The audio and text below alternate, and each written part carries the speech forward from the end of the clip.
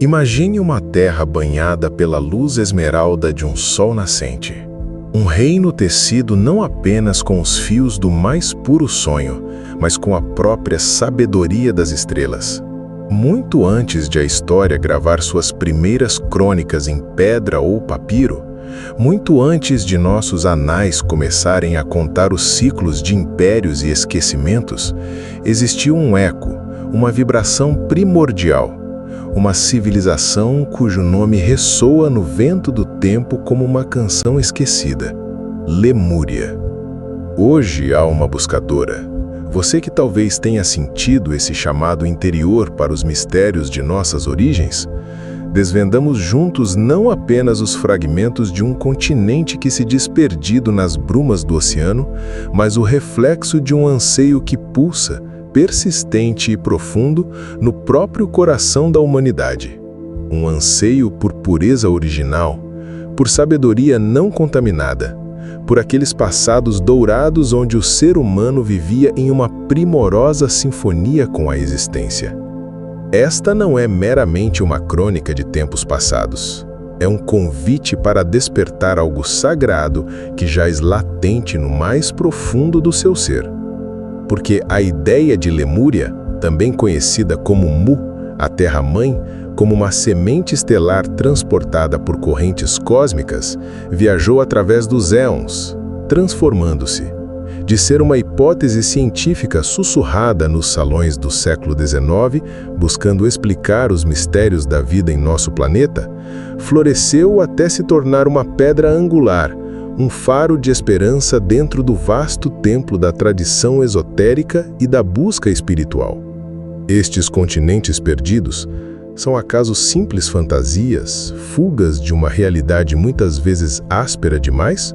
Ou são talvez espaços simbólicos, onde nossa alma coletiva projeta sua mais profunda sede de significado, sua nostalgia por um lar ancestral que sente, com uma certeza inexplicável, ter conhecido alguma vez? Hoje te convido a uma viagem a esse reino da lembrança. Uma viagem que talvez poderia despertar memórias ancestrais em seu próprio coração. Esta é uma história que talvez sua alma já conheça. As visões que compartilharemos sobre esta civilização provêm de profundas explorações do espírito, da escuta atenta às tradições esquecidas e de perspectivas que, embora nem sempre se alinhem com o olhar convencional, convergem de maneira assombrosa em temas de elevado desenvolvimento espiritual, de uma harmonia sublime com a natureza e de um entendimento das energias sutis que hoje apenas começamos a vislumbrar. Esta convergência de visões, provenientes de caminhos diversos, nos sussurra a possibilidade de uma verdade subjacente percebida através de múltiplos véus. Onde floresceu esta terra de sonho? Sob que céus desdobrou sua magnificência? As tradições e as visões a situam frequentemente no vasto Oceano Pacífico, um reino de ilhas e arquipélagos resplandecentes que uma vez se estenderam como um colar de pérolas sobre o azul profundo. Alguns ecos também a recordam no Oceano Índico, unindo continentes hoje separados. Mas, para além de uma geografia precisa, a ideia de Lemúria, sua essência espiritual, é o que verdadeiramente perdura, mais potente que qualquer coordenada em um mapa. É uma geografia da alma, uma paisagem interior que nos chama a recordar. E quando dançou Lemúria sob o sol e as estrelas? As cronologias propostas por aqueles que exploraram seus mistérios variam, como ecos que chegam de distintas profundidades do tempo. Mas todas, sem exceção, apontam para uma antiguidade que abala a imaginação e desafia nossa compreensão linear da história. Fala-se dela como a pátria original da humanidade, o verdadeiro local de nascimento dos seres civilizados, com uma existência que poderia remontar a centenas de milhares, inclusive milhões de anos, a eras onde a própria Terra era jovem e vibrante. Imagine por um momento a vastidão dessa perspectiva. As narrativas mais profundas nos contam que Lemúria não foi um acidente da evolução. Há talvez 200 mil anos ou até antes, seres de uma consciência muito elevada, por vezes chamados de Alitzir, chegaram ao nosso jovem planeta com uma missão sagrada: ajudar a elevar a vibração da Terra, despertar seu potencial lumínico e codificar suas águas, o espelho da vida, com a própria essência da consciência cósmica. E escolheram Lemúria, ou Mu, como o seu lar, como o crisol onde esta magna obra de amor se realizaria. Seu propósito era ser um farol de luz e conhecimento para um mundo em formação. Outras tradições sussurram que esses primeiros lemurianos, e talvez também seus irmãos atlantes das eras primeivas, eram viajantes de estrelas distantes, almas antigas que buscaram refúgio na Terra fugindo de conflitos em outras galáxias, assumindo aqui o sagrado dever de serem guardiões deste planeta azul. Disse que uma presença angélica amorosa, uma emanação da própria fonte, acompanhou a Terra desde o princípio dos tempos, tecendo uma conexão cósmica com o nosso desenvolvimento espiritual. Uma guia que encontrou em Lemúria um terreno fértil para florescer. E agora, viajante da consciência, adentremos no coração pulsante desta civilização. Como era a vida neste paraíso ancestral? As descrições que chegaram até nós, como pétalas de uma flor de luz, pintam consistentemente um quadro de utopia, de uma sociedade tecida com os fios da paz, da igualdade e de uma profunda harmonia com o universo. Um reflexo, talvez desse anseio perene que todos carregamos por um mundo ideal.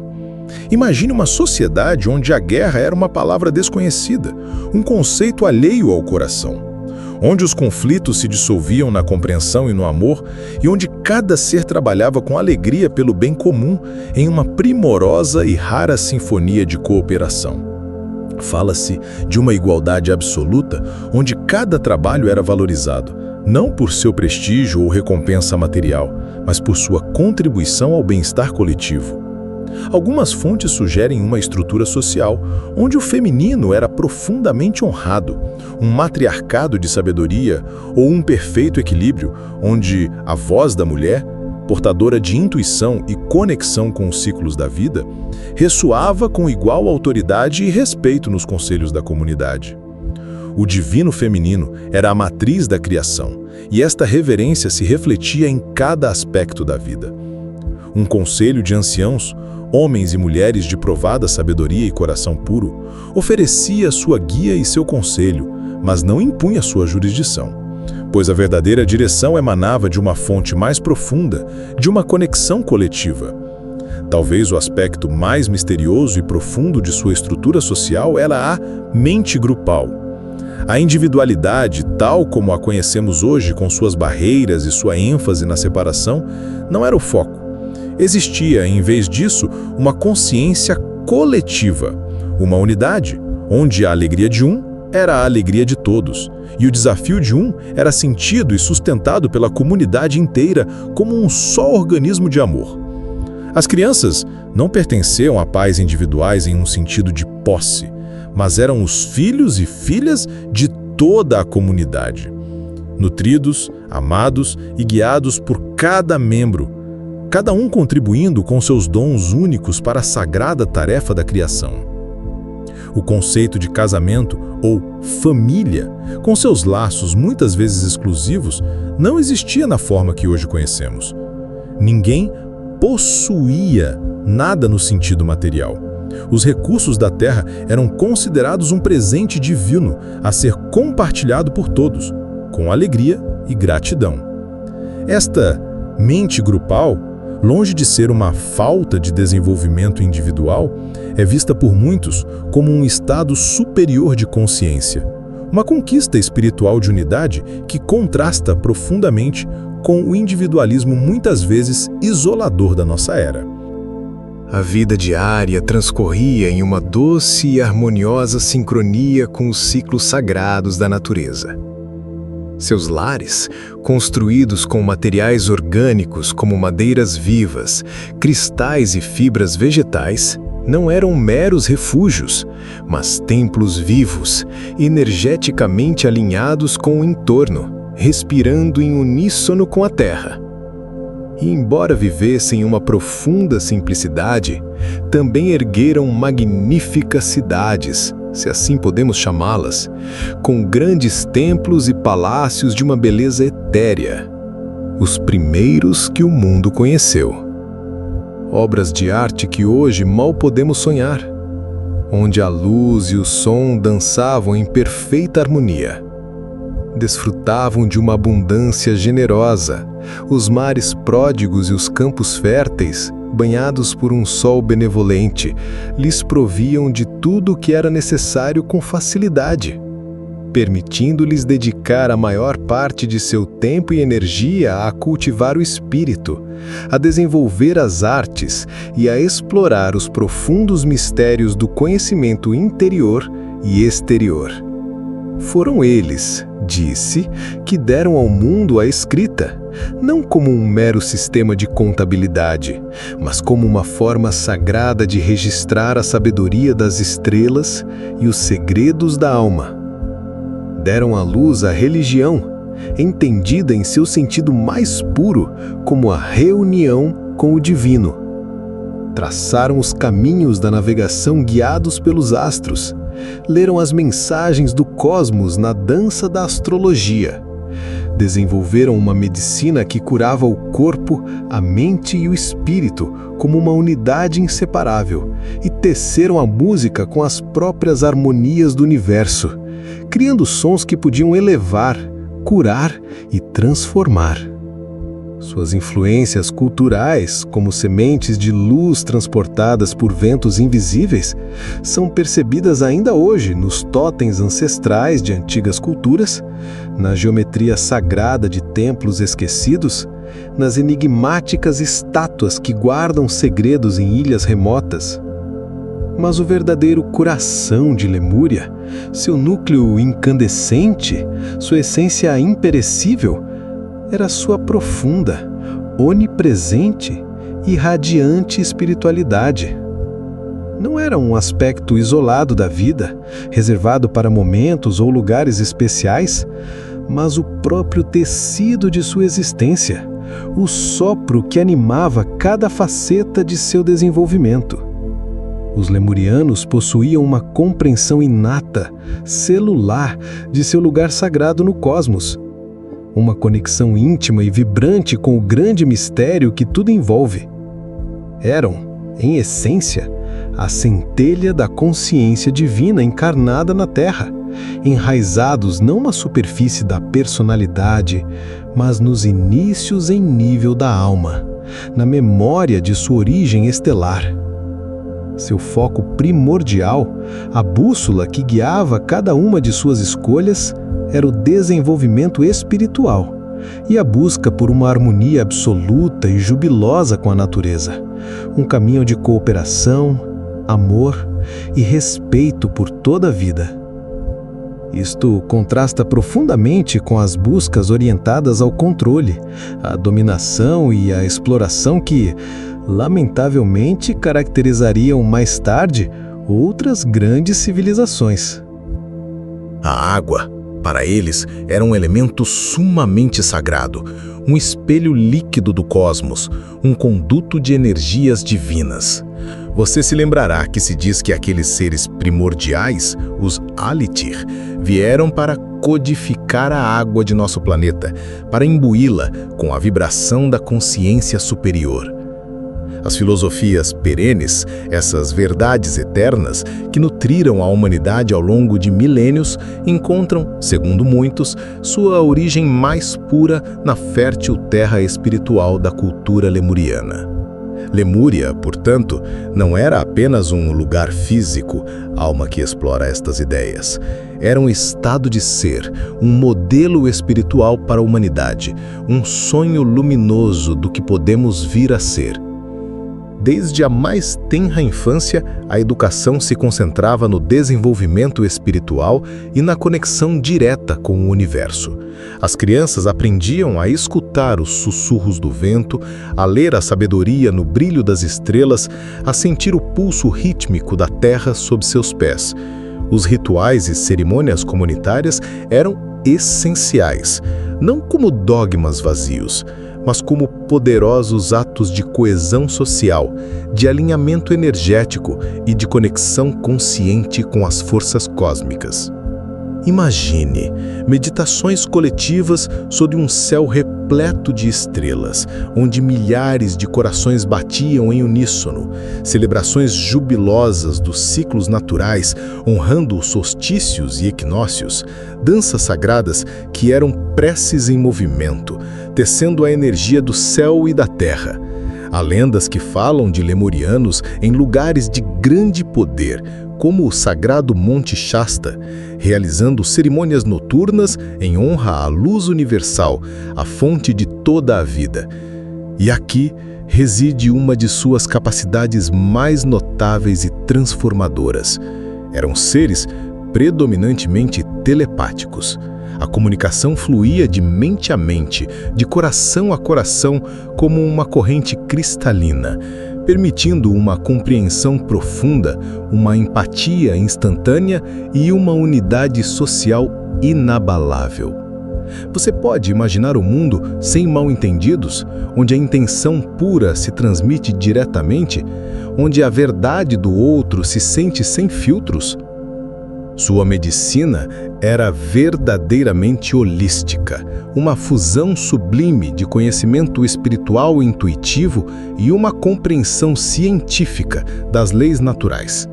Utilizavam a energia sutil, as vibrações do som e da cor, o poder dos cristais e a sabedoria das plantas medicinais. Mas, acima de tudo, compreendiam que a verdadeira cura emana do equilíbrio da alma, da harmonia interior.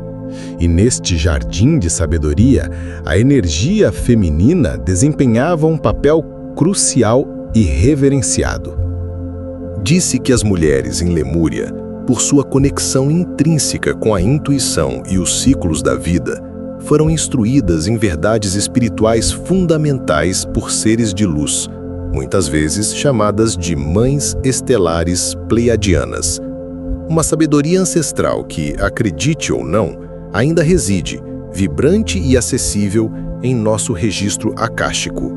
Essa biblioteca etérea que contém toda a história da alma, todas as experiências do universo. Esta ideia é fundamental, pois significa que as experiências e ensinamentos lemurianos não se perderam para sempre, estão armazenados no Akasha. E cada um de nós, se assim o escolher com intenção e coração aberto, pode acessá-los.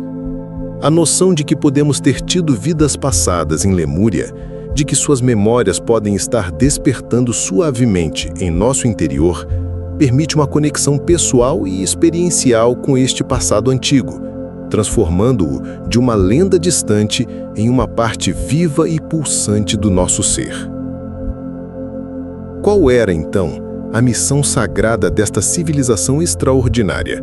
Elevar a vibração do planeta Terra, que em seus primórdios era muito mais densa. Codificar suas águas com a consciência da unidade. Servir como um farol de luz e conhecimento em um mundo jovem e em evolução.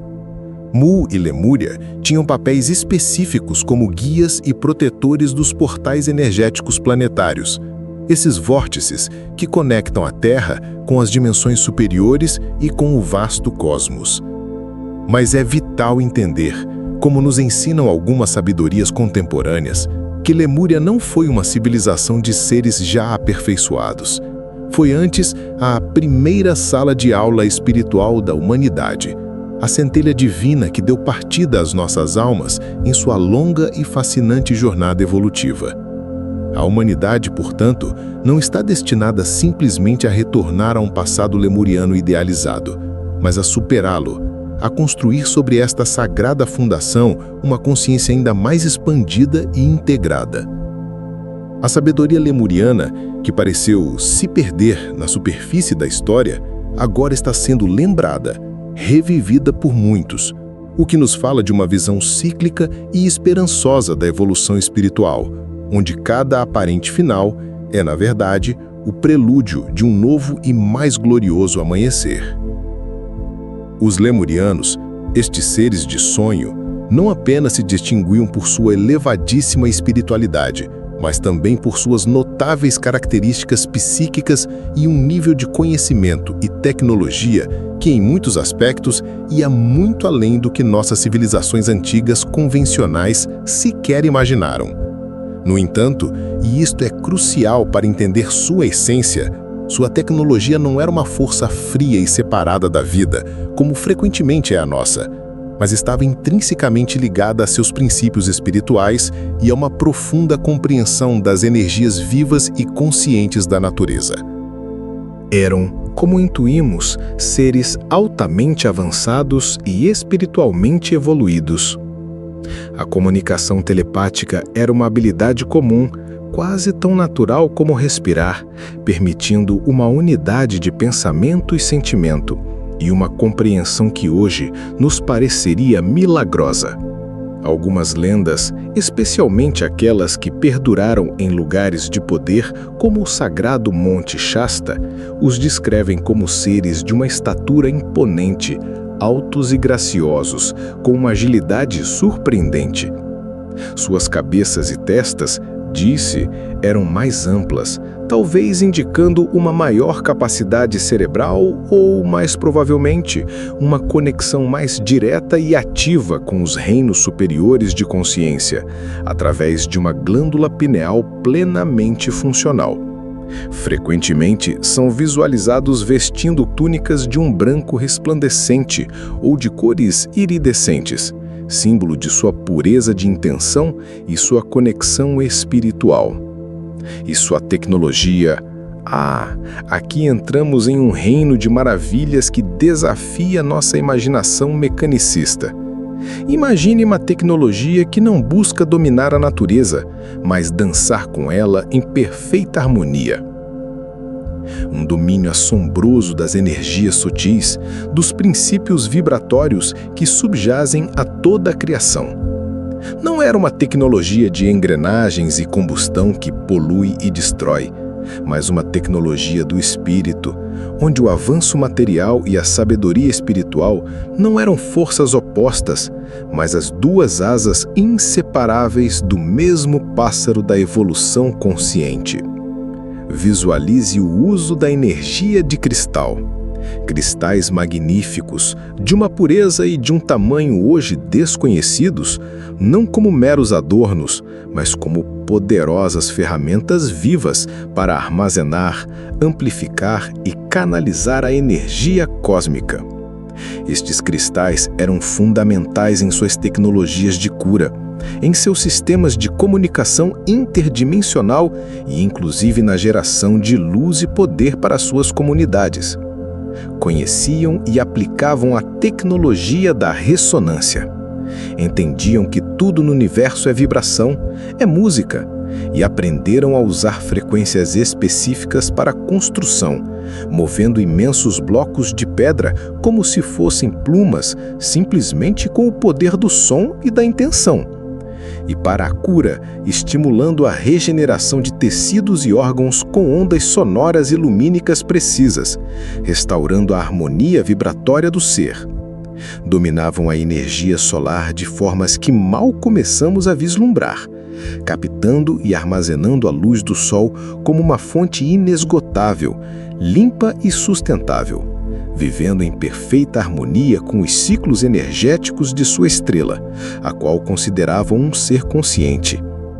Praticavam a codificação da água, como já mencionamos, imbuindo este elemento sagrado com energias e frequências específicas para a cura do corpo físico e etérico e para o florescimento exuberante de suas plantações, criando uma agricultura de abundância vibrante e saudável, sem necessidade de artifícios químicos.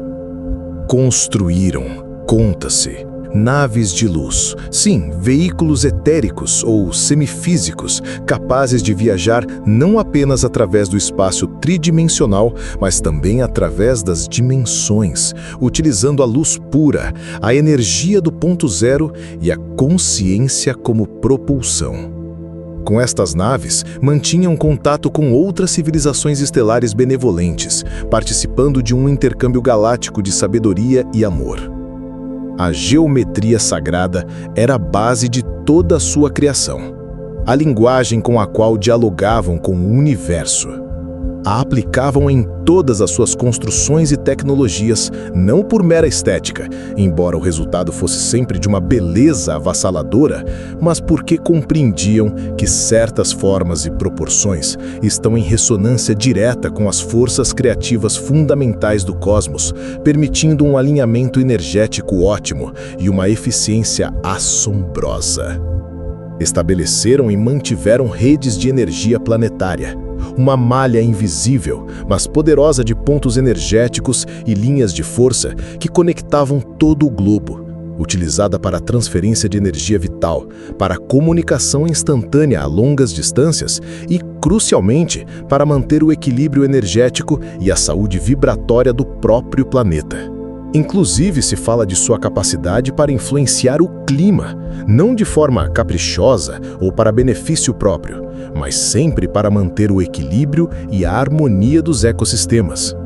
E sussurros de habilidades ainda mais assombrosas, como o domínio da antigravidade e uma compreensão profunda da genética, muito além da manipulação superficial que conhecemos hoje.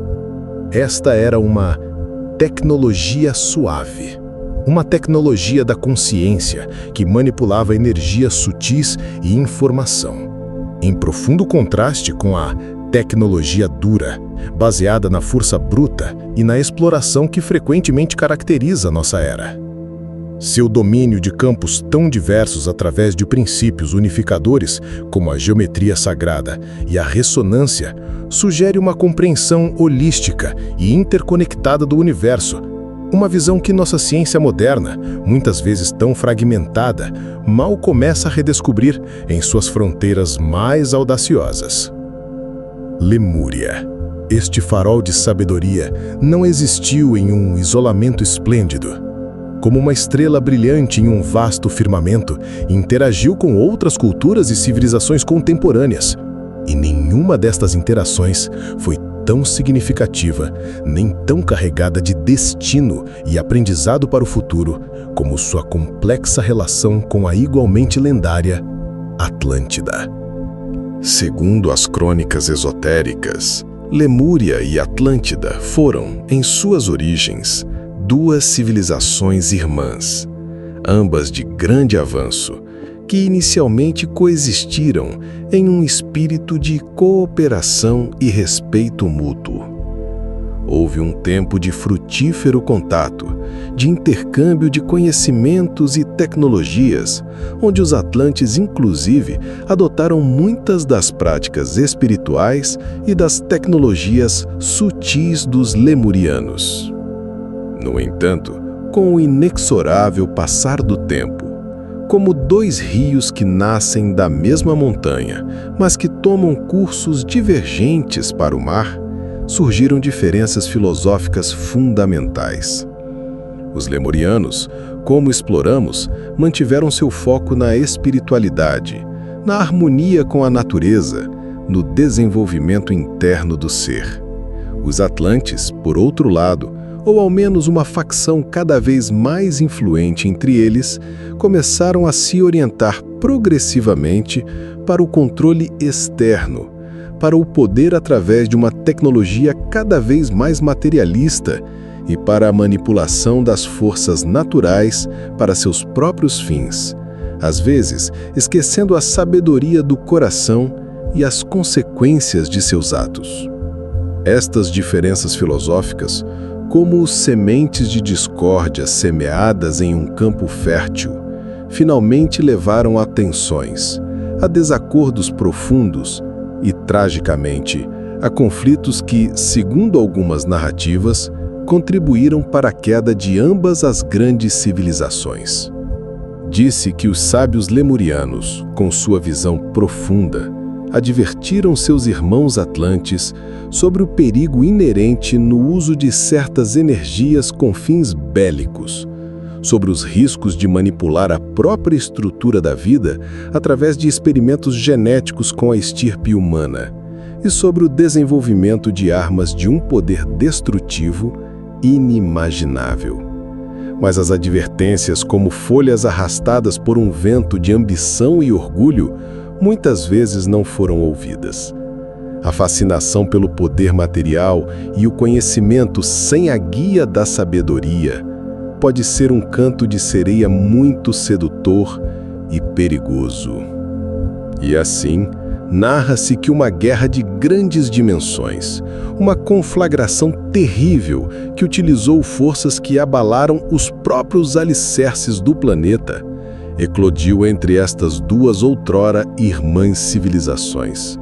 Uma guerra que finalmente contribuiu para a ruína de ambas. Esta relação, que evolui da cooperação para o confronto devido a filosofias divergentes, serve como uma poderosa e eterna narrativa arquetípica, um espelho que reflete os debates humanos perenes sobre o verdadeiro significado do progresso, a ética na aplicação da tecnologia e o delicado e sempre necessário equilíbrio entre a sabedoria espiritual e o poder material. Não obstante, nem todas as interações de Lemúria foram sombrias.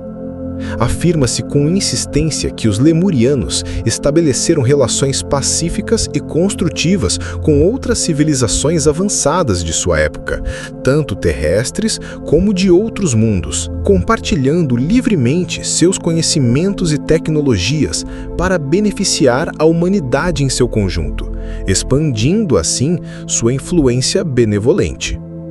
Suas naves de luz, das quais já falamos, facilitaram este contato interplanetário e intercultural. Estas interações se apresentam consistentemente como benéficas e enriquecedoras, posicionando Lemúria como um ideal para as relações interculturais baseadas na generosidade e na irmandade, em agudo contraste com os padrões históricos de conquista e exploração que tanto marcaram nossa espécie.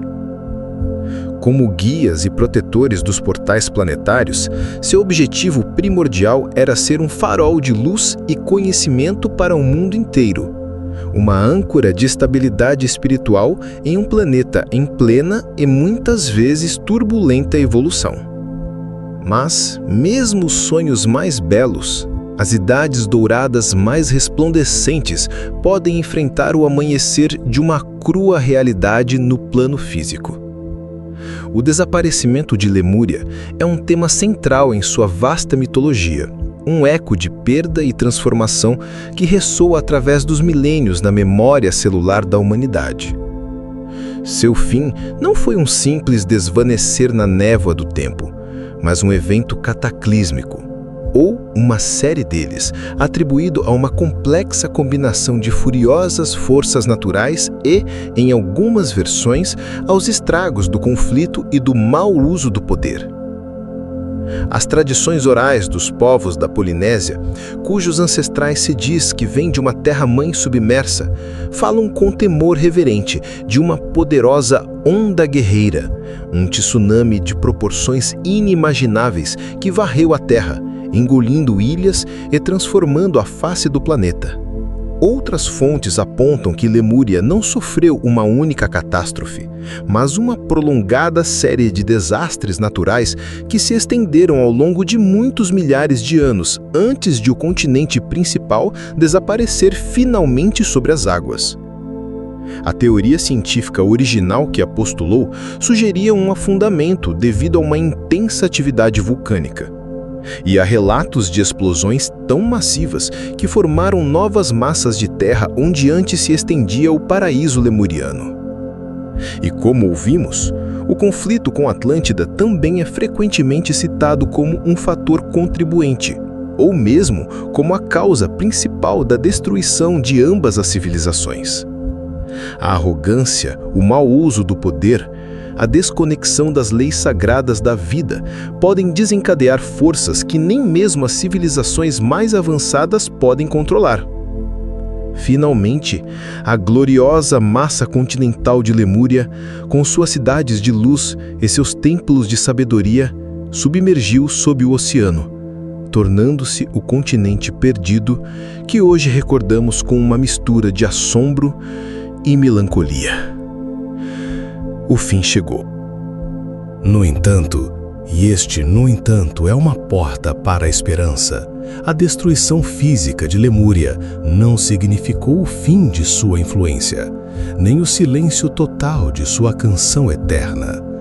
Pois a sabedoria verdadeira, como a energia divina, não se destrói, apenas se transforma, se dissemina, encontrando novos canais.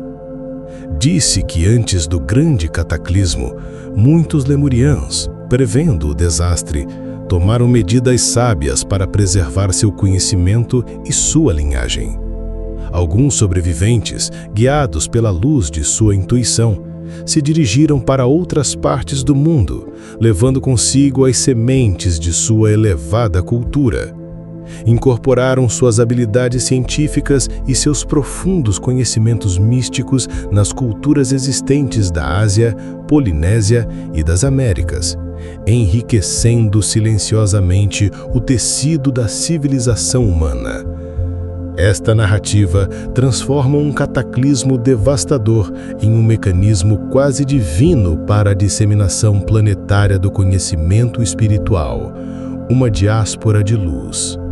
Outros, conta-se, depois das grandes guerras e diante da iminência das mudanças terrestres, se retiraram para baixo da superfície da Terra, para reinos intraterrenos, onde, segundo se diz, muitos permanecem até hoje, guardando a antiga sabedoria e esperando o momento propício para se revelarem. As lendas de lugares sagrados como Monte Shasta falam de lemurianos que construíram magníficas cidades subterrâneas, como a mítica Telos, de onde continuam a irradiar sua luz e a guiar sutilmente a evolução da humanidade na superfície. Esta ideia alimenta a esperança nos mestres ocultos, seres de grande sabedoria e compaixão, que velam por nós desde dimensões ou lugares além de nossa percepção ordinária. Há relatos de lemurianos que, antes do afundamento final, armazenaram seu vasto conhecimento em gigantescos cristais mestres, programando-os para liberar sua sabedoria quando a humanidade estivesse novamente pronta para recebê-la. Alguns destes cristais foram levados para novas terras, como a América do Norte, onde esperam pacientemente o momento de seu despertar. E inclusive se narra que alguns grupos de lemurianos, utilizando sua avançada tecnologia de naves de luz ou discos voadores, escaparam dos cataclismos orbitando a Terra enquanto as águas cobriam seu lar, para depois aterrissarem em continentes recém-emergidos ou estabilizados, sendo a área do sagrado Lago Titicaca nos Andes frequentemente mencionada como um destes lugares de novo começo. Assim, viajante da alma, o legado de Lemúria é profundo, multifacetado e surpreendentemente vivo em nosso presente. Não é apenas uma história de um passado perdido, mas uma presença ativa que ressoa no coração de quem sabe escutar. Observe com novos olhos os majestosos totens do noroeste do Pacífico. Contemple a primorosa harmonia de certa arquitetura ancestral chinesa. Sinta o enigma insondável das colossais estátuas da Ilha de Páscoa.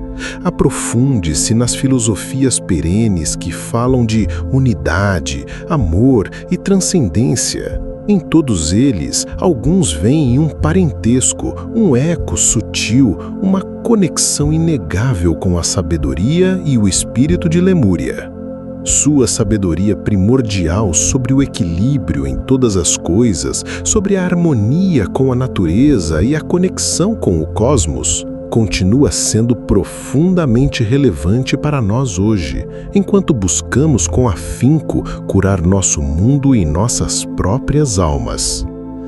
Seus princípios místicos, disse, influenciaram as raízes das principais religiões do mundo, como um rio subterrâneo que alimenta muitos poços, embora sua origem tenha sido esquecida.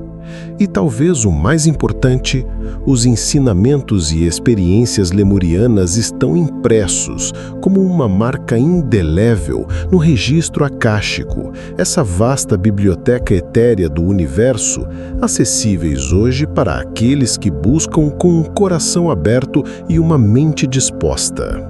A história da queda de Lemúria e o posterior, e agora esperado despertar para sua sabedoria, encarna um padrão cíclico de auge, aparente perda e potencial renascimento. Um padrão que é comum em muitas cosmologias e que nos oferece uma imensa e muito necessária esperança. Porque Lemúria, para o autêntico buscador, é muito mais que um mito antigo ou uma lenda fascinante. Oferece uma poderosa e atraente alternativa às cosmovisões puramente materialistas que tantas vezes nos deixam sentindo vazios e desconectados. Fala diretamente a esse anseio profundo que muitos sentimos em nosso interior por uma existência mais harmoniosa, mais conectada, mais espiritualmente significativa.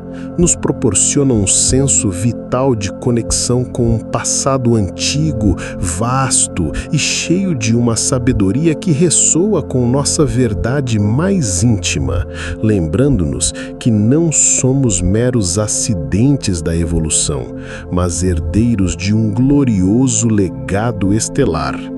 A ideia, transmitida por algumas correntes de pensamento espiritual, de que a humanidade não está simplesmente destinada a retornar a um passado lemuriano, mas a superá-lo, nos oferece uma perspectiva evolutiva incrivelmente empoderadora e dinâmica. Não se trata de idealizar um passado perdido e inalcançável, mas de reconhecer que Lemúria foi uma semente preciosa, uma primeira sala de aula fundamental e que agora, armados com essa memória e essa inspiração, somos chamados a florescer em algo ainda maior, integrando essa sabedoria ancestral com as experiências, os aprendizados e as compreensões de nosso próprio tempo. As características que se atribuem à Lemúria, a paz duradoura, a harmonia ecológica, o foco espiritual primordial, o forte senso de comunidade e cooperação, a tecnologia sempre a serviço da vida, frequentemente contrastam marcadamente com os desafios e as crises que percebemos em nosso mundo moderno. Desta maneira, a imagem de Lemúria funciona como um espelho, refletindo não apenas nossas ansiedades atuais, sim, mas também, e isto é crucial, nossas mais profundas e sentidas aspirações, nossos sonhos mais luminosos de um mundo melhor. E talvez o mais íntimo e transformador de todo este legado vivo seja a ênfase nos registros acásticos e a ideia de que cada um de nós pode ter vidas passadas ou conexões anímicas diretas e significativas com Lemúria. Isto personaliza profundamente o mito lemuriano. Transforma-se de uma história coletiva, distante e abstrata em uma viagem individual, única e sagrada, de lembrança, de cura e de despertar.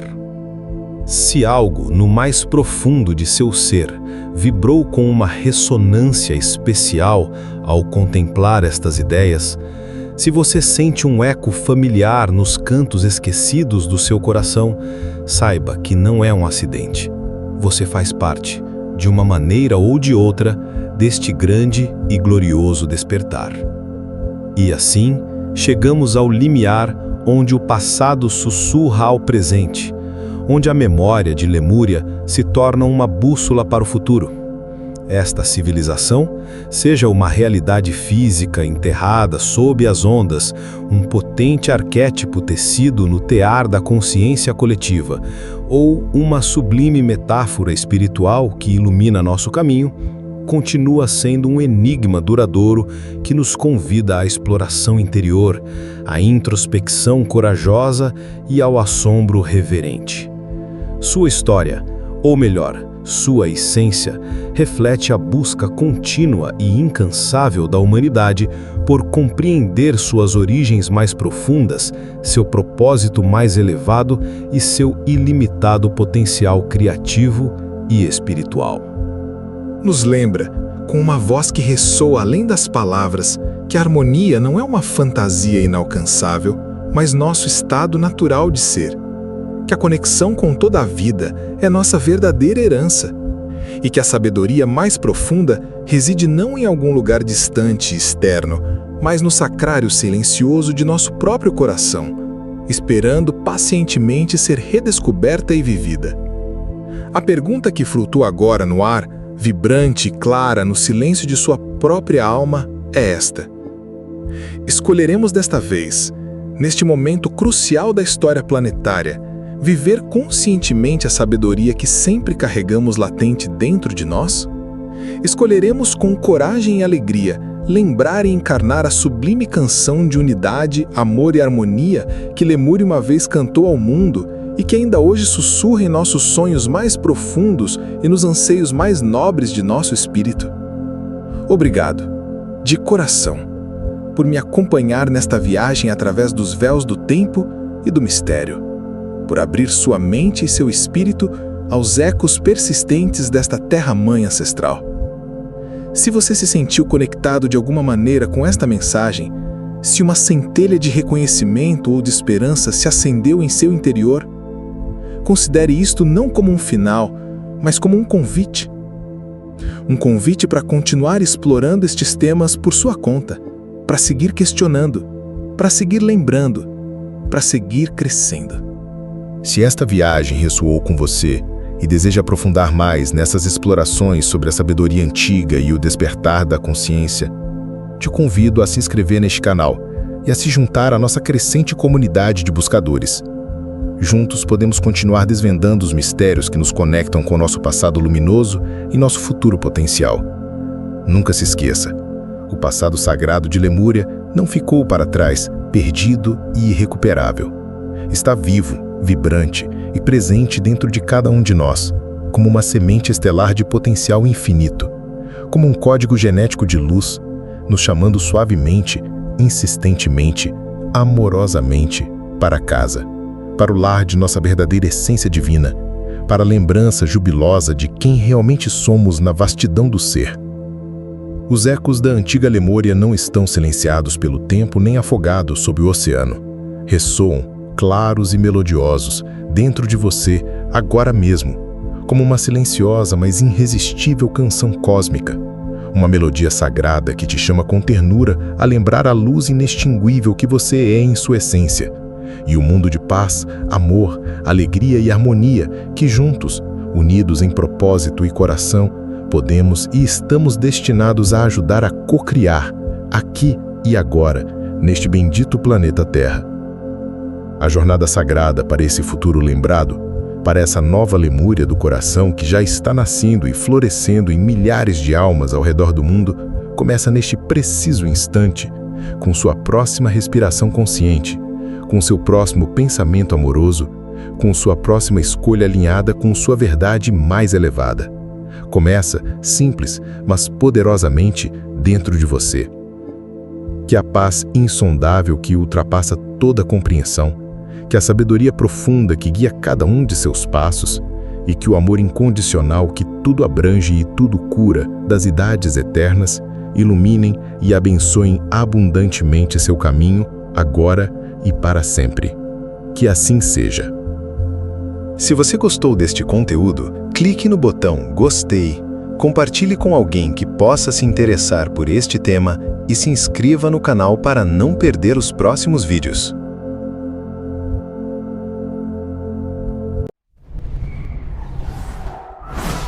nos confins mais silenciosos de nossa consciência coletiva, nesse espaço sagrado onde os sonhos e as memórias ancestrais se entrelaçam como fios de luz, jaz o eco de um mundo perdido. Uma história que, desde seu primeiro sussurro na bruma da antiguidade, exerceu um fascínio inquebrável, quase magnético, sobre a alma humana. É a lenda imperecível, o enigma luminoso de Atlântida. Sua jornada, desde uma possível alegoria filosófica nos primórdios do pensamento ocidental, até seu status atual como pedra angular da história alternativa e da espiritualidade esotérica, revela mais sobre nossas próprias e mais profundas aspirações e sobre nossos mais secretos temores do que talvez sobre qualquer massa de terra afundada no esquecimento do oceano. Atlântida evoluiu muito além de ser uma simples cidade perdida. Tornou-se um poderoso símbolo cultural, um arquétipo codificado em nosso DNA espiritual que representa um estado de ser que ansiamos, uma tecnologia que esquecemos e um potencial humano que ainda não realizamos plenamente. É, como alguém disse, um sonho vívido que emerge das estranhas e turvas profundezas da consciência humana. Hoje, viajante da alma, você que sentiu o chamado deste enigma, embarcamos juntos em uma exploração profunda. Não para simplesmente procurar uma ilha em um mapa, mas para tentar decifrar uma mensagem que ressoa através dos milênios, uma mensagem dirigida a nós, agora. Este não é apenas um exercício de arqueologia ou geografia. A busca por Atlântida, em sua forma mais elevada, representa uma profunda e moderna indagação sobre nossas verdadeiras origens. Uma história que ousa desafiar os paradigmas científicos convencionais, muitas vezes percebidos como espiritualmente vazios.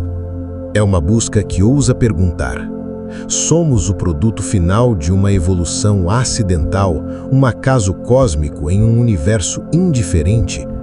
Ou somos, talvez, os herdeiros de uma criação intencional, de um propósito cósmico e de um potencial perdido que uma vez foi nosso e que, no mais fundo de nosso ser, ansiamos com cada fibra por recuperar? Há quem argumente que as crises de nosso mundo moderno, a guerra, a divisão, o colapso ecológico iminente, são o resultado direto de uma visão de mundo baseada nas falsas suposições de uma ciência incompleta, uma ciência que esqueceu o espírito. Argumentam que a chave para nosso futuro jaz precisamente na sabedoria de nosso passado esquecido. Nesta viagem, exploraremos perspectivas que buscam demonstrar que nossa história é muito mais grandiosa, nossa herança muito mais rica e nossas origens muito mais deliberadas do que comumente nos foi contado. Assim, a busca por Atlântida se converte inevitavelmente em uma busca pela própria alma da humanidade. Hoje não apenas desvendaremos uma lenda, desvendaremos um espelho de obsidiana polido pelo tempo, que reflete não apenas nossa luz mais brilhante, mas também nossa sombra mais profunda. O que fomos, o que lamentavelmente nos tornamos e o que talvez, com a sabedoria adquirida, estamos destinados a nos tornar novamente. Toda investigação sobre Atlântida, não importa quão esotérica ou alternativa seja, deve começar com a única crônica primária que sobreviveu aos naufrágios do tempo. Um relato que, disse, foi transmitido com sumo cuidado dos sábios sacerdotes do Antigo Egito a um legislador ateniense e que chegou até nós como o plano mestre original, a semente da qual brotou toda a lenda. Imagine, se puder, uma vasta ilha-continente, maior que a Líbia e a Ásia juntas, situada majestosamente no oceano, além das colunas de Hércules, esse limiar que hoje conhecemos como o Estreito de Gibraltar. Suas terras eram de uma fertilidade lendária, abençoadas com um clima perfeito, com montanhas imponentes no norte que a protegiam dos ventos frios e uma grande planície oblonga no sul, cruzada por uma rede intrincada de canais de irrigação que brilhavam como veias de prata sob o sol. No coração mesmo desta terra encontrava-se sua capital, uma autêntica maravilha da engenharia e da arte, construída com anéis concêntricos de terra e água, como uma mandala sagrada gravada sobre a face do planeta. 3 anéis de água rodeavam 2 de terra, e no centro, uma ilha sagrada onde se erguia o templo principal. Pontes engenhosamente construídas conectavam os anéis de terra entre si, e um grande canal de vários quilômetros de comprimento se estendia desde o anel exterior até o mar aberto, permitindo que os maiores navios navegassem diretamente até o coração pulsante e movimentado da cidade. Os cais, repletos de naus de todo o mundo conhecido, estavam esculpidos diretamente nas altas paredes de rocha dos fossos circulares, uma visão de ordem e poder. A arquitetura era um espetáculo para os sentidos. Os construtores empregavam pedras de cores branca, preta e vermelha, extraídas das entranhas da ilha, criando edifícios de uma beleza avassaladora que desafiavam a imaginação. E a cidade era rica, imensamente rica, em um metal misterioso e lendário, um metal que brilhava com um fulgor avermelhado, como o coração de um vulcão adormecido, cujo nome era Oricalco. Seu valor, nos conta o antigo relato, só era superado pelo do ouro. Mas Atlântida não era uma cidade-estado isolada e pacífica. Era o centro de um formidável e expansivo império naval. Seu poderio militar havia submetido muitos povos, conquistando partes da Líbia até as fronteiras do Egito e da Europa até as costas da antiga Itália. Sua ambição imperial, que crescia sem cessar, a levou finalmente a tentar a conquista da antiga e virtuosa Atenas pré-histórica, um ato de arrogância e desmedida que selaria seu trágico destino. Em seus inícios, nos é dito, os atlantes eram um povo de uma virtude extraordinária. Durante muitas gerações, enquanto a natureza divina que levavam em seu sangue permaneceu pura e sem diluir, foram obedientes às leis do cosmos e mantiveram uma profunda e amorosa conexão com os deuses, de cuja semente, se dizia, provinham. Desprezavam tudo exceto a virtude, e não se deixavam embriagar pelo luxo desmedido ou pela acumulação de riqueza. Era um povo nobre, sábio e equilibrado, um verdadeiro exemplo para o mundo. No entanto, com o inexorável passar das gerações, esta herança divina começou a se diluir. À medida que a porção divina começou a se desvanecer e a natureza humana se impôs, tornaram-se incapazes de suportar sua imensa fortuna. Comportaram-se de maneira indecorosa, consumidos por uma cobiça desmedida, uma soberba cega e uma agressão implacável. Seu poder os corrompeu por dentro. E esta decadência moral, esta traição à sua própria essência luminosa, provocou a ira dos céus. Após sua fracassada e arrogante tentativa de conquistar a virtuosa Atenas pré-histórica, um castigo divino de uma magnitude inimaginável se abateu sobre eles. Em um só dia e noite de infortúnio, a grande ilha de Atlântida foi sacudida por violentos terremotos e inundações apocalípticas.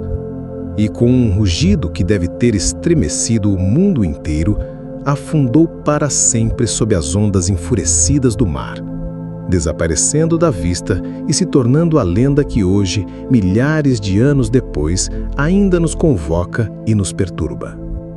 Desde que este relato primevo foi conhecido, A busca por Atlântida levou exploradores, sonhadores e pesquisadores a todos os cantos do globo. Cada teoria tenta alinhar as pistas do antigo texto com as características do mundo real, em um fascinante quebra-cabeça de geologia, arqueologia e mito. Uma busca que é tanto exterior quanto interior. Uma das propostas mais intrigantes situa a Atlântida não no Atlântico Oriental, mas no Caribe, com a ilha de Cuba como seu possível epicentro. Esta visão sugere que a civilização não simplesmente afundou sobre as águas, mas foi devastada pelo impacto cataclísmico de um cometa no final da última era do gelo, há aproximadamente 13 mil anos. As evidências apresentadas para esta teoria são multifacetadas e provocadoras. Traçam-se pontes entre o relato original e as mitologias dos povos indígenas da América do Norte e do Sul, como os maias e os quiches, cujas tradições orais falam de uma destruição similar por fogo e água vindos do céu. Arqueologicamente, aponta-se para a existência de supostas ruínas urbanas submersas ao largo das costas de Cuba e das Bahamas, que sugerem um desenvolvimento urbano complexo e planejado, hoje coberto pelo mar. Além disso, interpretam-se certas descobertas anômalas, como os traços africanos das colossais cabeças olmecas, ou os vestígios de cocaína encontrados em algumas múmias egípcias, como possível evidência de um comércio transatlântico pré-colombiano que teve sua origem nesta civilização perdida do Caribe. Geologicamente, o núcleo deste argumento é a conexão entre a destruição de Atlântida e a formação das misteriosas Carolina Bays, uma vasta série de depressões elípticas que se estendem pela costa atlântica dos Estados Unidos. Sustenta-se que estas estranhas formações foram criadas pelo impacto dos fragmentos do mesmo cometa que aniquilou a civilização Atlante no Caribe. Na era das imagens por satélite, uma teoria capturou a imaginação do mundo por seu surpreendente e quase inegável impacto visual. Identifica a capital de Atlântida com a estrutura de Richat, também conhecida como o Olho do Saara, na atual Mauritânia. Uma cicatriz circular no deserto que parece devolver o olhar ao cosmos. A semelhança topográfica é, há que se admitir, assombrosa. A estrutura, com seus anéis concêntricos de rocha quase perfeitos, assemelha-se de maneira incrível à descrição da capital Atlante. Geograficamente, a estrutura se encontra ao sul de uma cadeia montanhosa e se abre para uma vasta planície, que os defensores da teoria argumentam que poderia ter sido um antigo mar interior ou uma extensão do Oceano Atlântico em um passado remoto. A data proposta para a destruição desta civilização, há cerca de 11.600 anos, alinha-se perfeitamente com o final do período do Drías recente, uma época de intensa catástrofe climática global que muitos pesquisadores associam à queda de Atlântida. Entretanto, esta teoria enfrenta críticas significativas. A principal é que a estrutura de Richat é, segundo a geologia convencional, uma cúpula geológica natural e carece, até o momento, de evidência arqueológica conclusiva que demonstre que abrigou uma cidade avançada como a descrita no mito. Ainda assim, sua imagem permanece como um poderoso e provocador ponto de interrogação. Mais do que se concentrar em uma única localização, uma influente escola de pensamento se foca no evento que destruiu uma civilização global avançada, da qual Atlântida poderia ter sido apenas uma parte, embora talvez a mais importante. Este evento é o cataclismo do Drías recente, ocorrido entre 12.800 e 11.600 anos atrás. Da geologia, apresenta-se evidência de mega-inundações catastróficas e cicatrizes geológicas em todo o mundo, particularmente na América do Norte, que apontam para um evento de impacto cósmico. Postula-se que este impacto liquefez parte da grande camada de gelo Laurentide e desencadeou um dilúvio global de proporções bíblicas, fornecendo um mecanismo científico para a inundação da qual falam inúmeros mitos ao redor do mundo.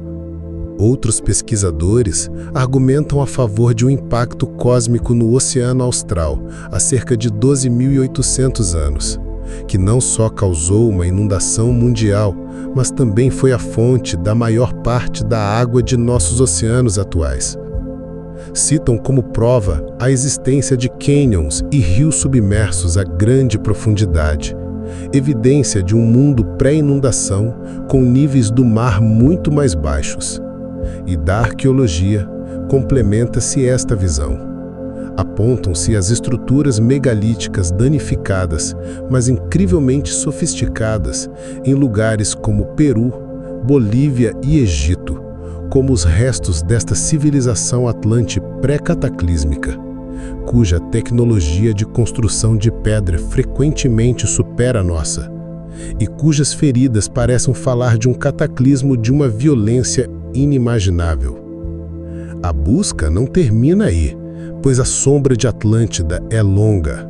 Há quem tenha até explorado a audaciosa possibilidade de que Atlântida se encontre sob os espessos gelos da Antártida, uma teoria frequentemente vinculada a mapas antigos e enigmáticos como o de Piri Reis, que parecem mostrar a costa antártica livre de gelo, e a estranhas anomalias detectadas por satélites modernos.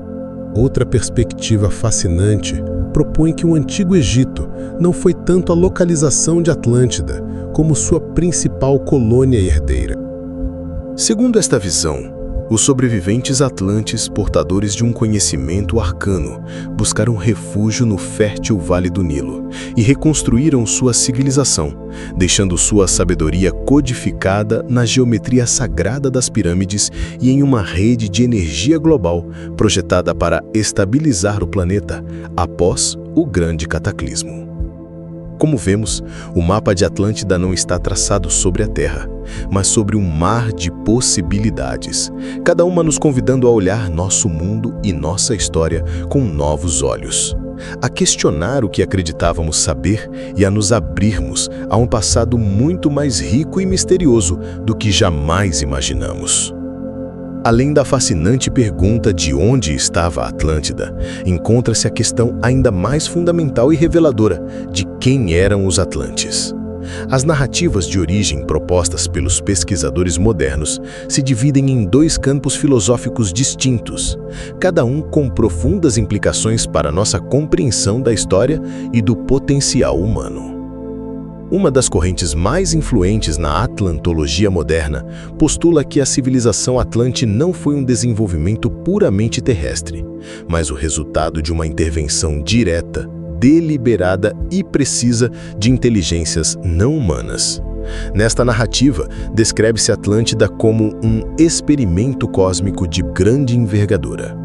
Seres extraterrestres, por vezes identificados com os Anunnaki das antigas tábuas sumérias, chegaram à Terra em um passado remoto.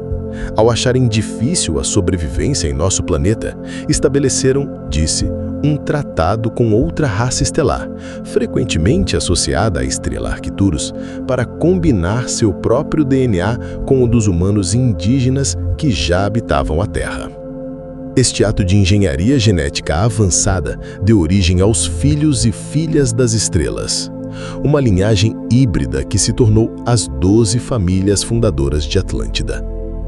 A cada uma destas famílias foi atribuída a custódia de uma das 12 regiões do continente e a sagrada missão de manter a conexão com um dos 12 grandes portais universais, com o objetivo de guiar o despertar espiritual do planeta. Esta visão se vincula frequentemente à enigmática figura de Thoth, o deus egípcio da sabedoria, que é apresentado como um sacerdote rei atlante, um ser imortal, portador deste legado estelar e suposto autor das lendárias Tábuas de Esmeralda, que conteriam a sabedoria atlante. Deste ponto de vista, a humanidade em seu conjunto foi geneticamente modificada por seres de outros mundos, e esta infusão de DNA alheio é o catalisador que nos separa de outros primatas e nos dota de nossas capacidades superiores.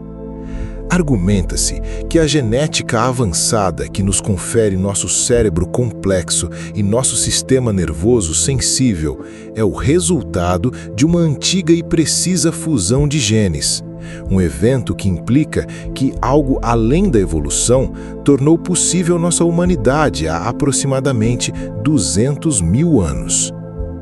Em oposição direta a este modelo intervencionista, encontra-se a escola de pensamento que vê Atlântida como o pináculo da realização de uma civilização humana indígena, uma cultura que surgiu por seus próprios méritos e alcançou patamares extraordinários de desenvolvimento antes de ser apagada da história por um cataclismo devastador. Os defensores desta visão aportam com insistência para a evidência arqueológica e geológica. A extensa pesquisa sobre os sítios megalíticos do Peru, Bolívia, Egito e outros lugares do mundo os leva a argumentar a existência de uma civilização pré-cataclísmica global com uma tecnologia de construção de pedra superior à nossa. As ruínas danificadas, mas incrivelmente precisas destes lugares, seriam os restos deste povo perdido. Seu trabalho sobre os enigmáticos crânios alongados de Paracas, com seus marcadores genéticos únicos e suas anomalias físicas, sugere a existência de uma raça humana distinta e antiga, possivelmente os remanescentes deste povo atlante. Da geologia, aporta-se uma base científica a esta teoria. A datação da erosão hídrica na Grande Esfinge de Gizé, por exemplo, situa sua construção em um período pré-dinástico, muito mais antigo do que aceita a egiptologia convencional. Um período chuvoso que coincide exatamente com a época que o antigo relato atribuiu à Atlântida. Esta datação, se correta, forneceria uma sólida evidência da existência de uma alta civilização nessa era remota, uma civilização perfeitamente humana, mas cujo legado foi quase completamente apagado pela catástrofe. Estas duas histórias sobre a origem de Atlântida refletem um debate fundamental sobre a natureza e o potencial humano. Somos inerentemente capazes de alcançar a grandeza por nós mesmos ou requeremos uma elevação externa, uma intervenção divina ou extraterrestre? O modelo intervencionista descreve uma força externa que cria ou modifica ativamente a humanidade para estabelecer Atlântida. É o modelo de Gênese de cima para baixo, que posiciona a humanidade em um estado de criação ou dependência. Pelo contrário, o modelo centrado no ser humano é de baixo para cima e se foca em encontrar provas de uma história humana perdida e gloriosa, argumentando que nossos antepassados foram muito mais avançados do que nossa história oficial nos permite crer.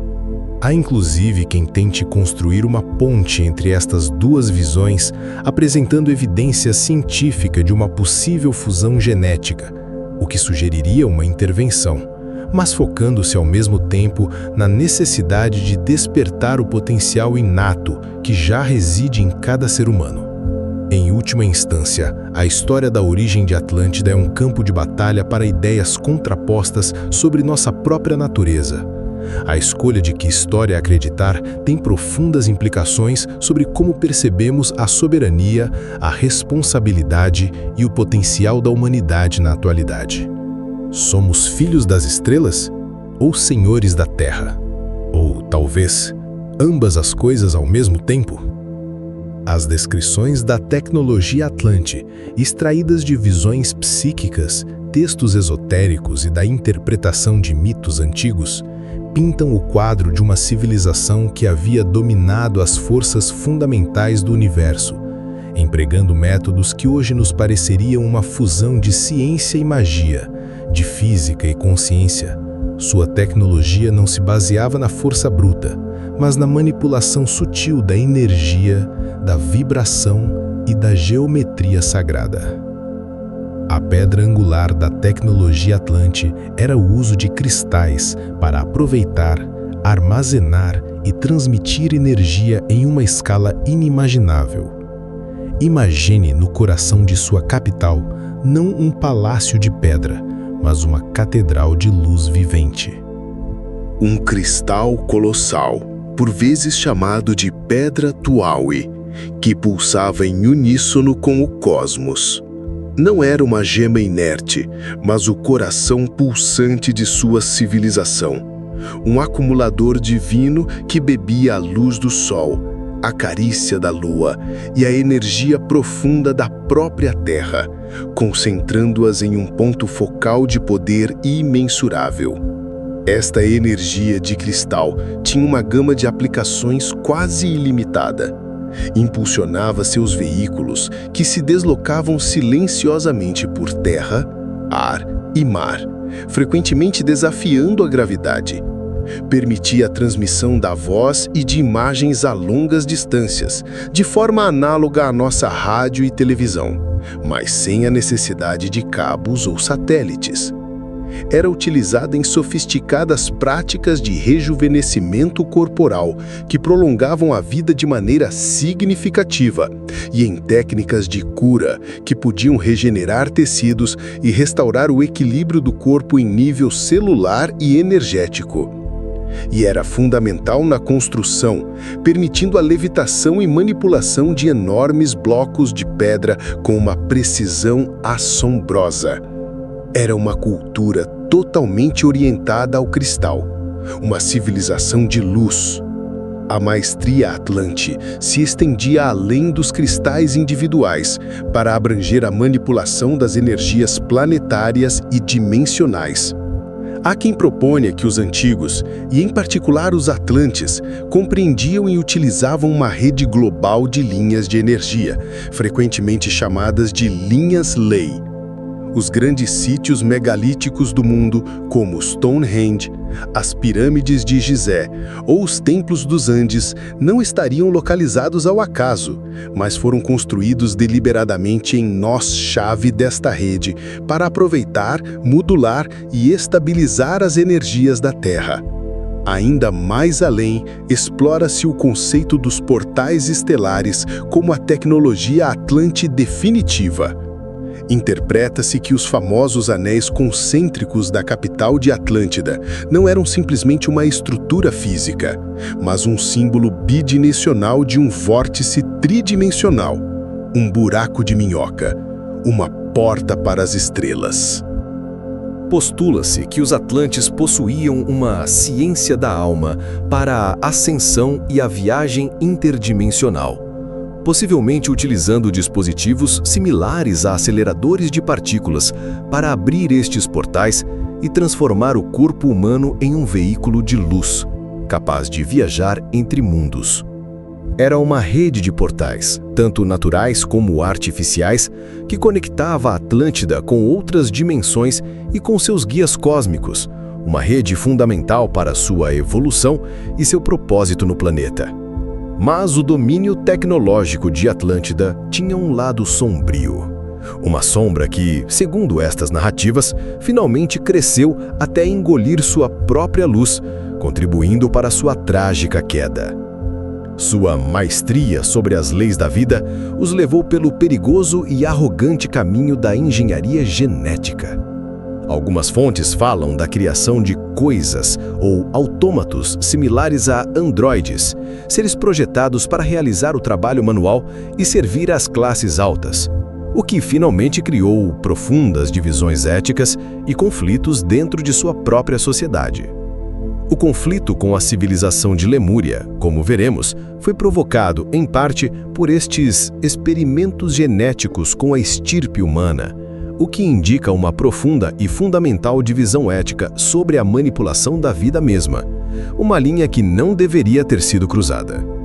E seu conhecimento da física atômica e subatômica os levou a desenvolver armamento de um poder aterrador. Descreve-se especificamente que Atlântida, em suas últimas e mais decadentes etapas, adquiriu poder nuclear na forma de um orbe, uma tecnologia de uma potência inimaginável que, em sua arrogância, converteram em uma arma. Uma arma que, em última instância, se voltou contra eles e conduziu à sua própria destruição. A história da tecnologia Atlante é, portanto, uma parábola de dois gumes. É a história de um poder quase divino para criar, curar e conectar, mas também de um poder igualmente grande para corromper, dividir e aniquilar. Um lembrete eterno e solene de que o conhecimento sem sabedoria e o poder sem amor são um caminho mais curto para a autodestruição. Reconstruir a vida diária e a estrutura sociopolítica de Atlântida nos leva a um quadro complexo e fascinante. Parece ter sido uma confederação teocrática, governada por uma elite espiritualmente avançada e, segundo algumas versões, geneticamente distinta. O relato original fala de 10 reis, descendentes do deus Poseidon, que governavam 10 regiões. As narrativas modernas falam de 12 famílias, descendentes do experimento genético estelar, que atuavam como guardiões espirituais. Ambas as versões apontam para um governo unificado, mas descentralizado, onde cada região estava sob a tutela de uma linhagem de elite que possuía tanto poder temporal como sabedoria espiritual. A sociedade era claramente hierárquica. No topo se encontravam estas famílias governantes. Abaixo delas, outras raças ou classes de humanos desempenhavam papéis de artesãos, agricultores e trabalhadores. E na base, como mencionamos, estavam esses seres artificiais ou autômatos, criados para o trabalho servil, uma fonte constante de conflito ético e divisão social. O sistema educativo refletia e mantinha essa estrutura. A grande maioria da população recebia uma educação técnica e prática, mas para a elite e aqueles que mostravam uma aptidão excepcional, a educação era muito mais profunda. Além das ciências convencionais, o currículo se focava nas ciências ocultas, as propriedades esotéricas das plantas, dos metais e das pedras e os processos alquímicos de transformação. O objetivo final era o desenvolvimento das faculdades psíquicas do estudante e seu domínio das forças ocultas da natureza, um poder pessoal imenso. Mas o arco narrativo de Atlântida é, em essência, uma história de queda espiritual, uma tragédia grega em escala planetária. Em seus inícios, era um povo virtuoso, obediente às leis cósmicas. Sua espiritualidade se baseava na crença de que todas as divindades eram expressões de uma só consciência universal, o que fomentava um profundo respeito pela natureza e pela interconexão de toda a vida. Entretanto, com o tempo, esta pureza se corrompeu. A porção divina começou a se desvanecer, diz o relato antigo. Incapazes de suportar sua imensa fortuna e poder, se tornaram soberbos, cobiçosos e belicosos. Caíram de ser filhos da luz e da sabedoria para ser filhos da escuridão e escravos da matéria, rendendo culto fanático à forma e ao poder material em lugar do espírito invisível. Este foi o conflito central da alma atlante. Estavam destinados a ser guias espirituais para o planeta ou conquistadores materiais do mundo. Esta batalha interna se manifestou externamente no conflito com sua civilização irmã, Lemúria. Não foi simplesmente uma guerra por território, mas um choque de paradigmas, uma batalha pela alma da humanidade. Como vimos, Lemúria seguia um caminho de desenvolvimento espiritual e harmonia com a natureza, com uma tecnologia suave, baseada na ressonância e na consciência. Atlântida, em contraste, tomou um rumo de controle, poder e tecnologia dura. A tensão entre estas duas filosofias opostas finalmente eclodiu. O ponto de inflexão foi o desenvolvimento e uso por parte dos atlantes de tecnologias que os lemurianos consideravam uma profanação. Armas de destruição em massa e a manipulação genética da vida. Os lemurianos advertiram os atlantes, mas em sua arrogância, os atlantes ignoraram as advertências, vendo talvez o caminho lemuriano como estagnado ou ingênuo, um obstáculo para o progresso e o destino evolutivo que eles acreditavam liderar. A confrontação escalou até se tornar uma guerra de grandes dimensões, um conflito de uma escala e destrutividade inimagináveis, que resultou na aniquilação de ambas as grandes civilizações. O cataclismo que afundou Atlântida não foi apenas um desastre natural. Foi, segundo estas crônicas, o resultado direto e kármico desta guerra fratricida. E assim chegamos ao clímax da lenda, a queda. A escola de pensamento catastrofista proporciona uma explicação científica para o só dia e noite de infortúnio do antigo relato, o período do Dryas recente. Um impacto de cometa, ou uma série deles, atingiu a Terra há cerca de 12.800 anos, desencadeando uma cascata de catástrofes. O calor do impacto derreteu instantaneamente vastas camadas de gelo, liberando volumes de água inimagináveis e provocando um dilúvio global que coincide com as lendas de todo o mundo. O final deste período de caos, há cerca de 11.600 anos, alinha-se com precisão com a data que o relato original dá para a destruição de Atlântida. A destruição foi quase total, mas não completa. Das ruínas de Atlântida surgiram sobreviventes, que se embarcaram na sagrada missão de preservar e replantar as sementes da civilização em um mundo devastado. São conhecidos nas tradições de todo o mundo como os seres resplandecentes ou os deuses esquecidos.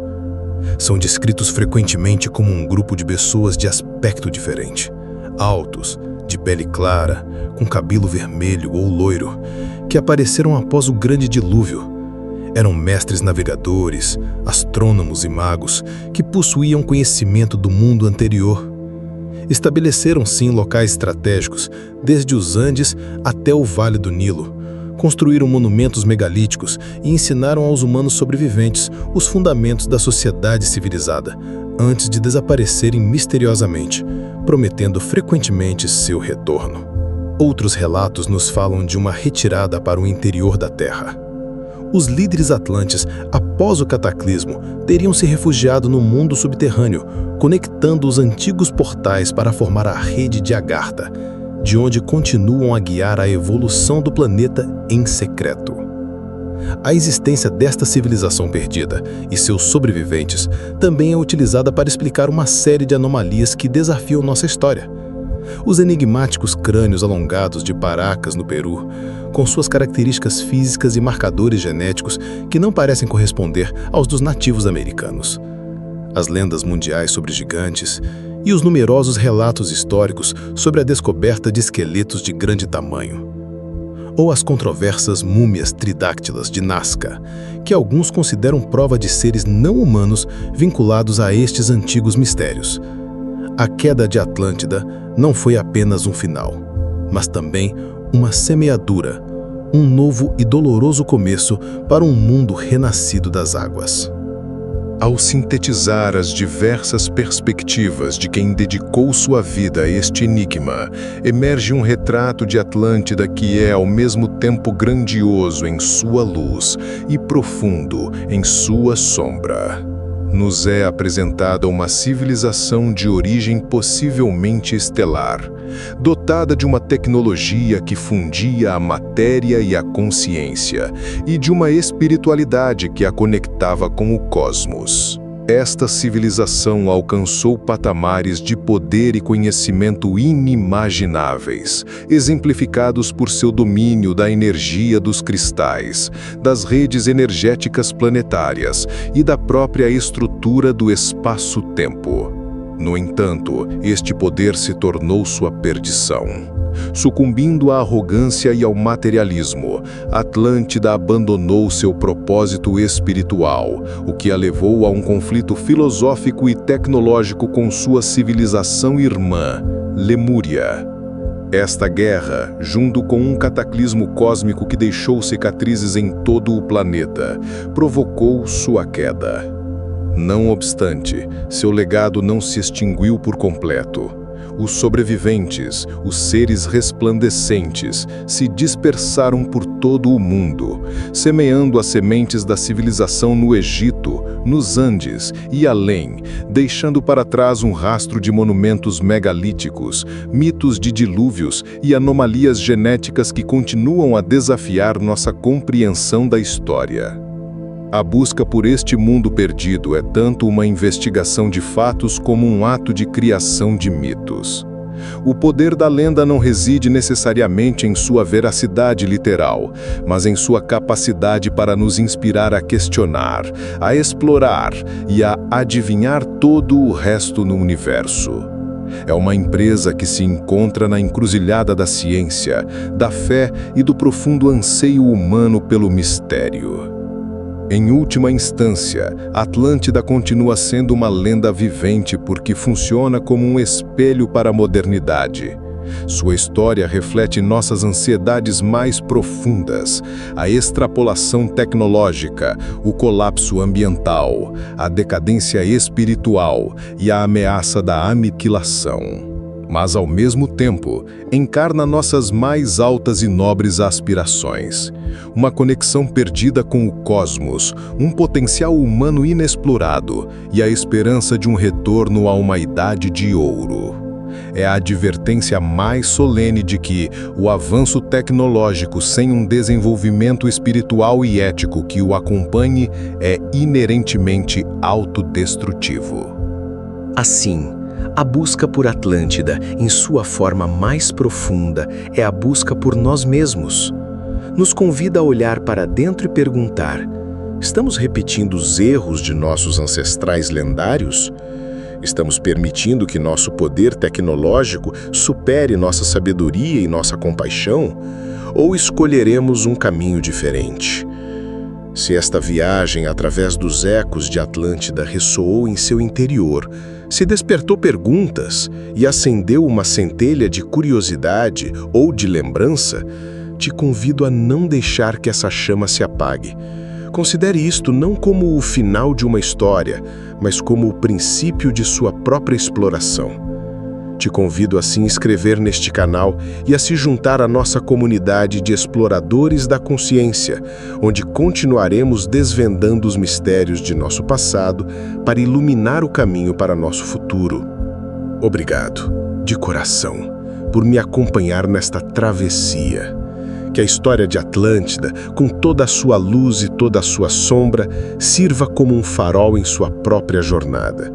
Que nos inspire a buscar o equilíbrio, a cultivar a sabedoria e a lembrar sempre que o maior poder que possuímos não reside na tecnologia que criamos, mas no amor que somos capazes de expressar. A lenda de Atlântida não é apenas uma história sobre um continente submerso. É uma história sobre a alma humana. E sua mensagem final é clara. O poder para criar um paraíso ou para desencadear um inferno reside sempre dentro de nós. A escolha é nossa.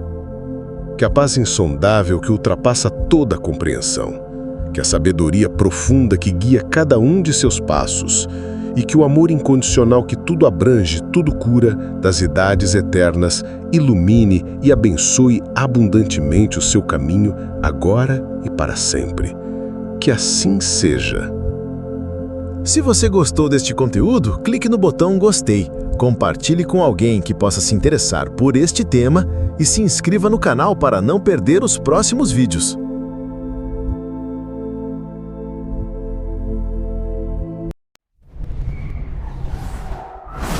Nos confins mais silenciosos de nossa consciência coletiva, nesse espaço sagrado onde os sonhos e as memórias ancestrais se entrelaçam como fios de luz, jaz um eco.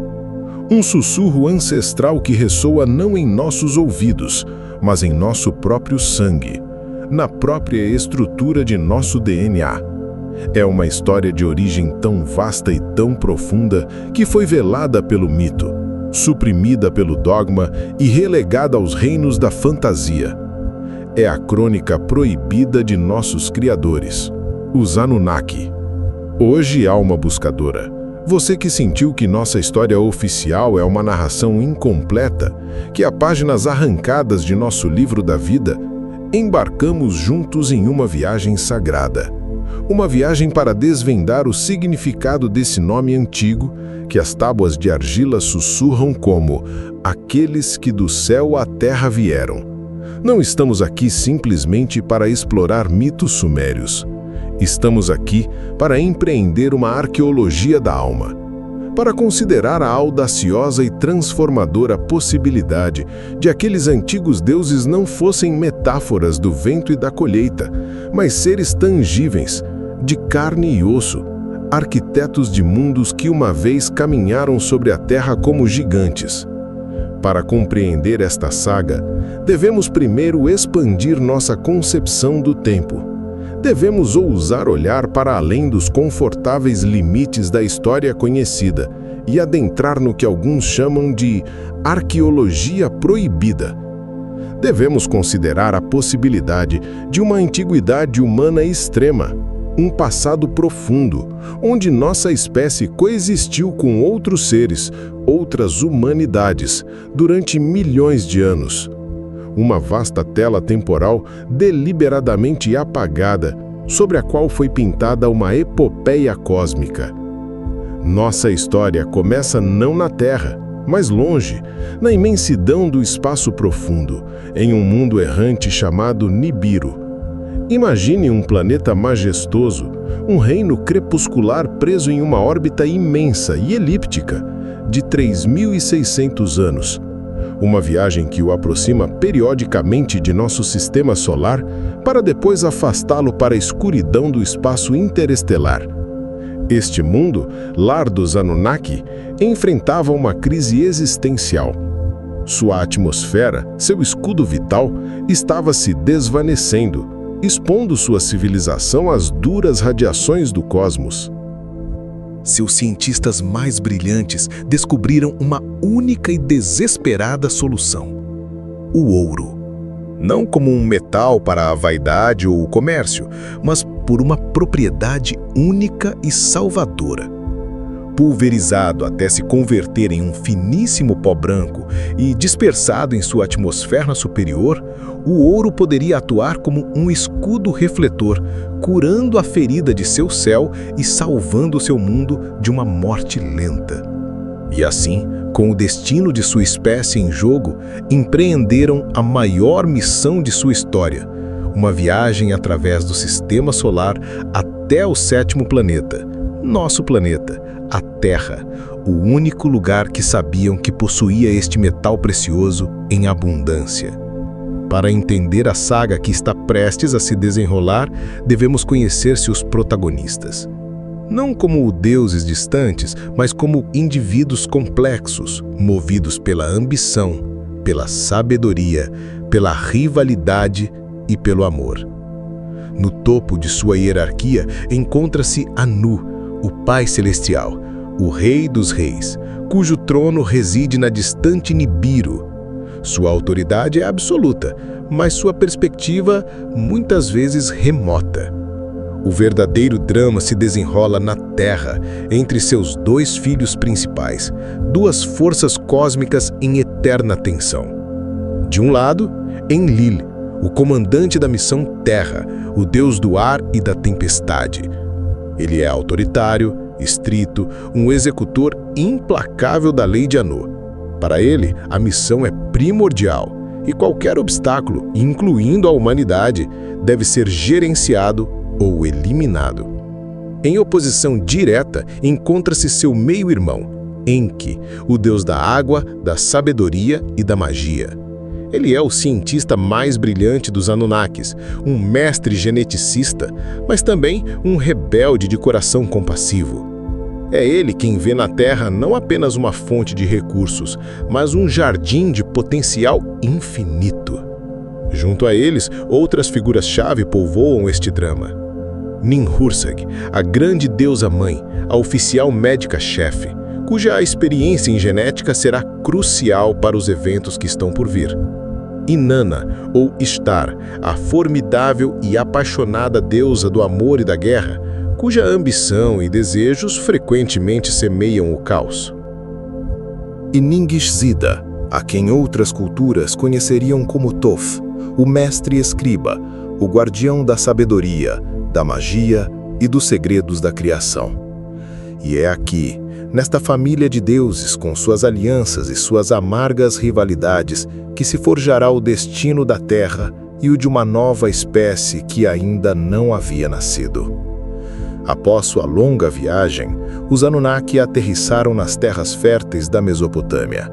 Ali estabeleceram seu primeiro assentamento, seu centro de comando, uma cidade que chamaram de Eridur, o lar na distância, e começaram a árdua tarefa de extrair o ouro das águas e das profundezas da terra. Mas este trabalho esgotante não foi realizado pelos líderes do panteão. Foi atribuído a uma classe de deuses menores, os Igigi. Durante milhares de anos, estes seres trabalharam sem descanso, cavando minas e canais sob o sol abrasador, suportando uma carga que se tornou insuportável. As antigas crônicas, como a epopeia de Atrahasis, nos contam um momento crucial. Os Igigi, fartos de sua penosa situação, se amotinaram.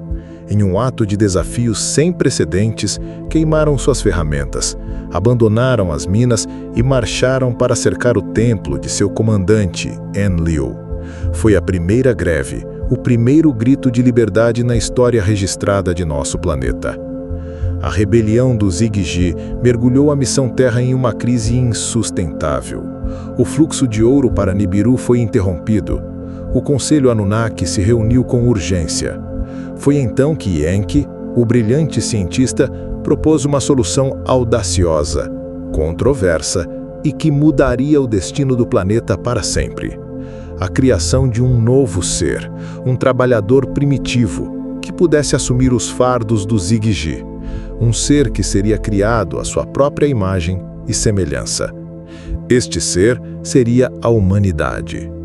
A criação de nossa espécie, segundo estas narrativas, não foi um ato de magia divina em um jardim idílico, mas um processo de engenharia genética deliberado, complexo e sofisticado, realizado em um laboratório.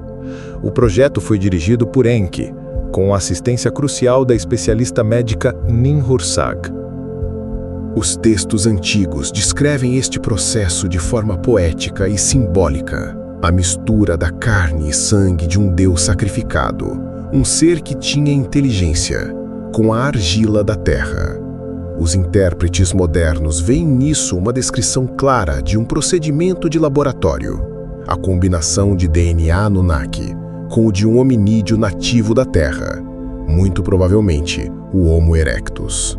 O primeiro espécime humano bem-sucedido foi chamado de Adamu, que se traduz como terreno ou feito de argila, um claro precursor do Adão bíblico. Assim, nasceu o Lulu, o trabalhador primitivo.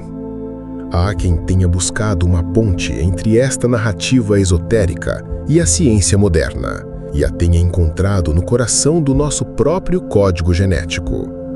Uma das diferenças mais notáveis entre os humanos e outros primatas superiores é que eles têm 24 pares de cromossomos, enquanto nós temos 23.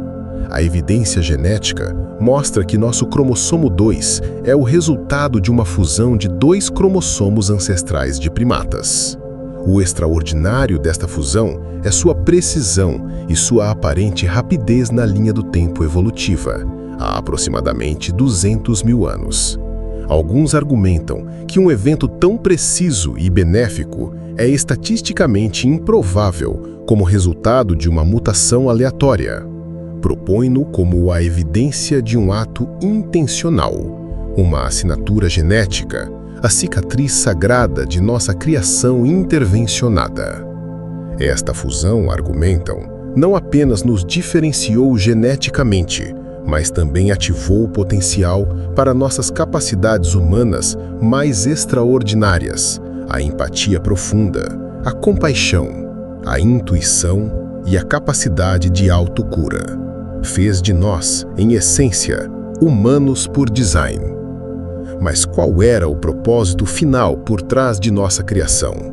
Aqui, as narrativas divergem e nos apresentam um enigma fundamental sobre nossa própria identidade.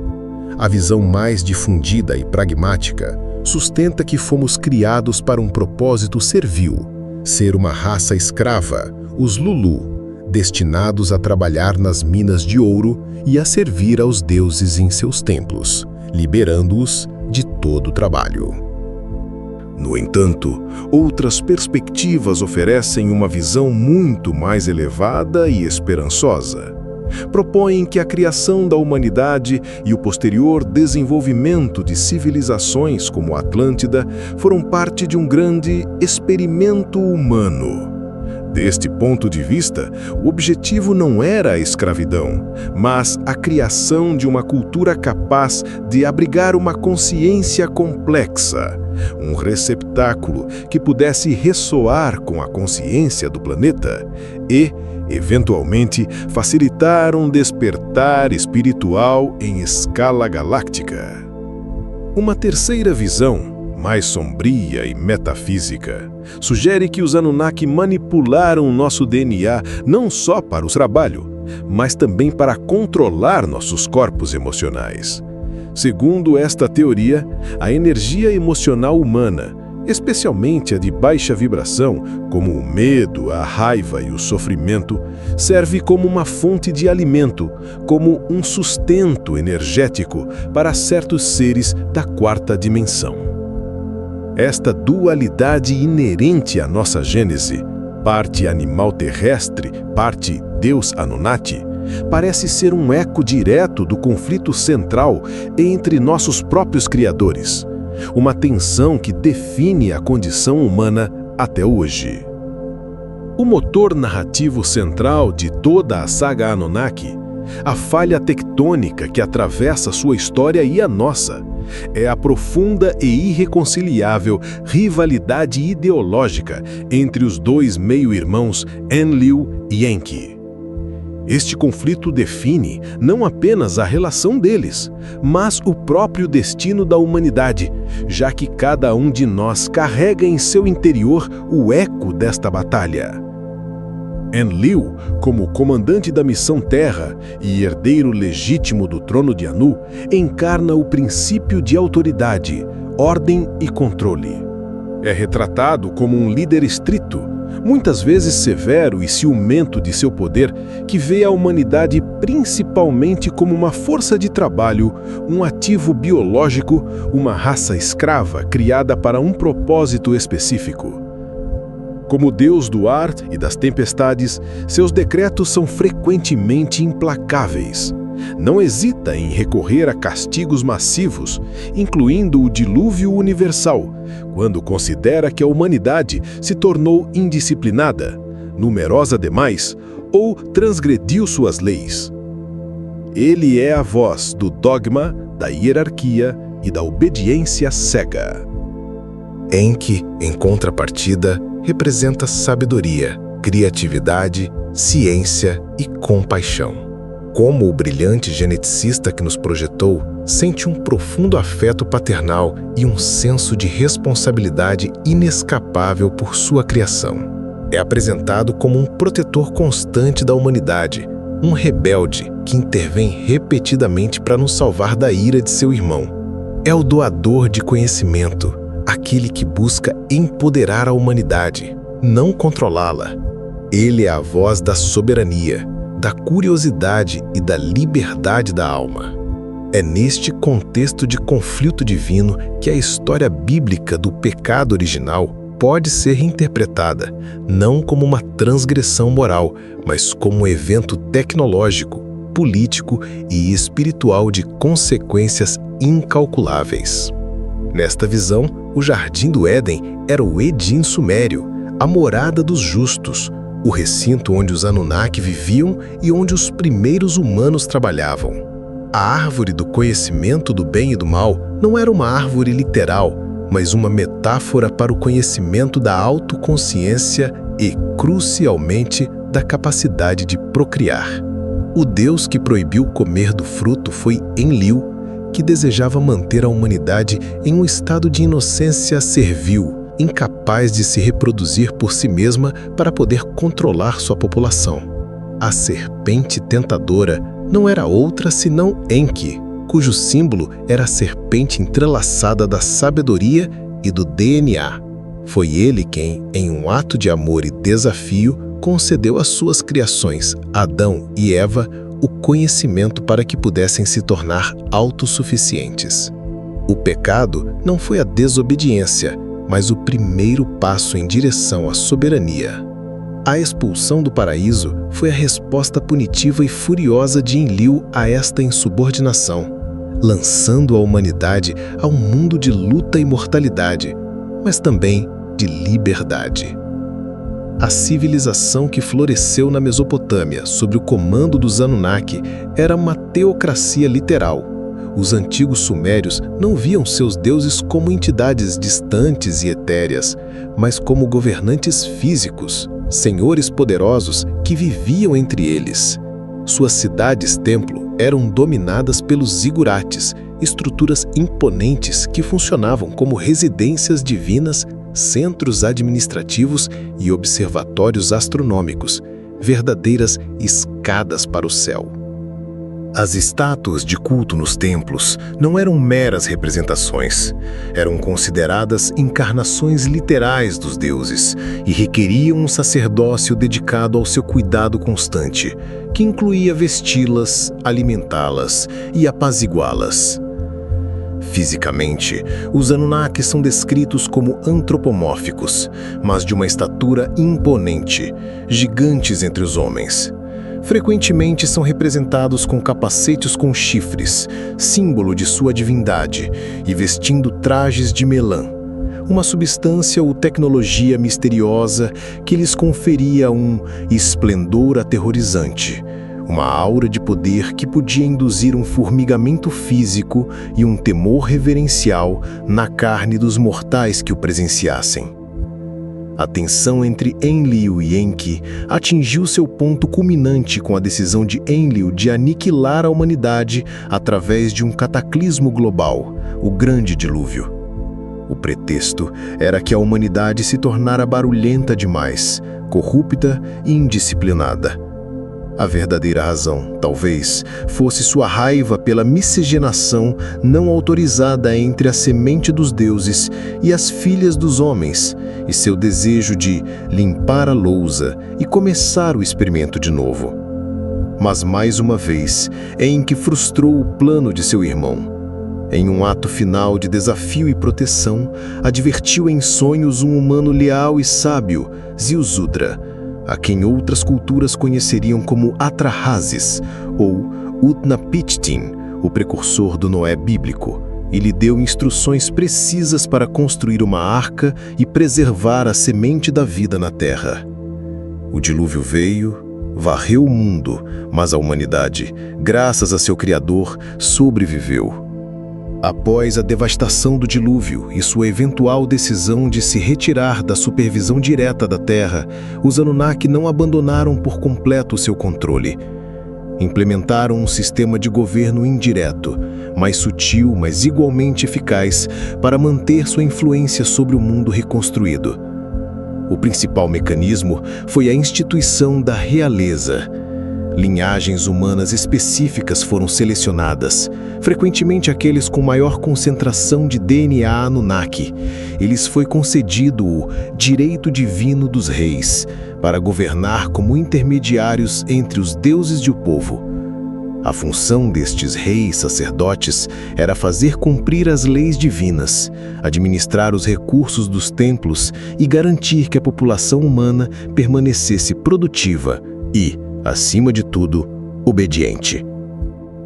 A própria religião organizada, com seus rituais complexos, seus sacerdócios hierárquicos e seus dogmas inquestionáveis, foi estabelecida como um sofisticado e poderoso sistema de controle social.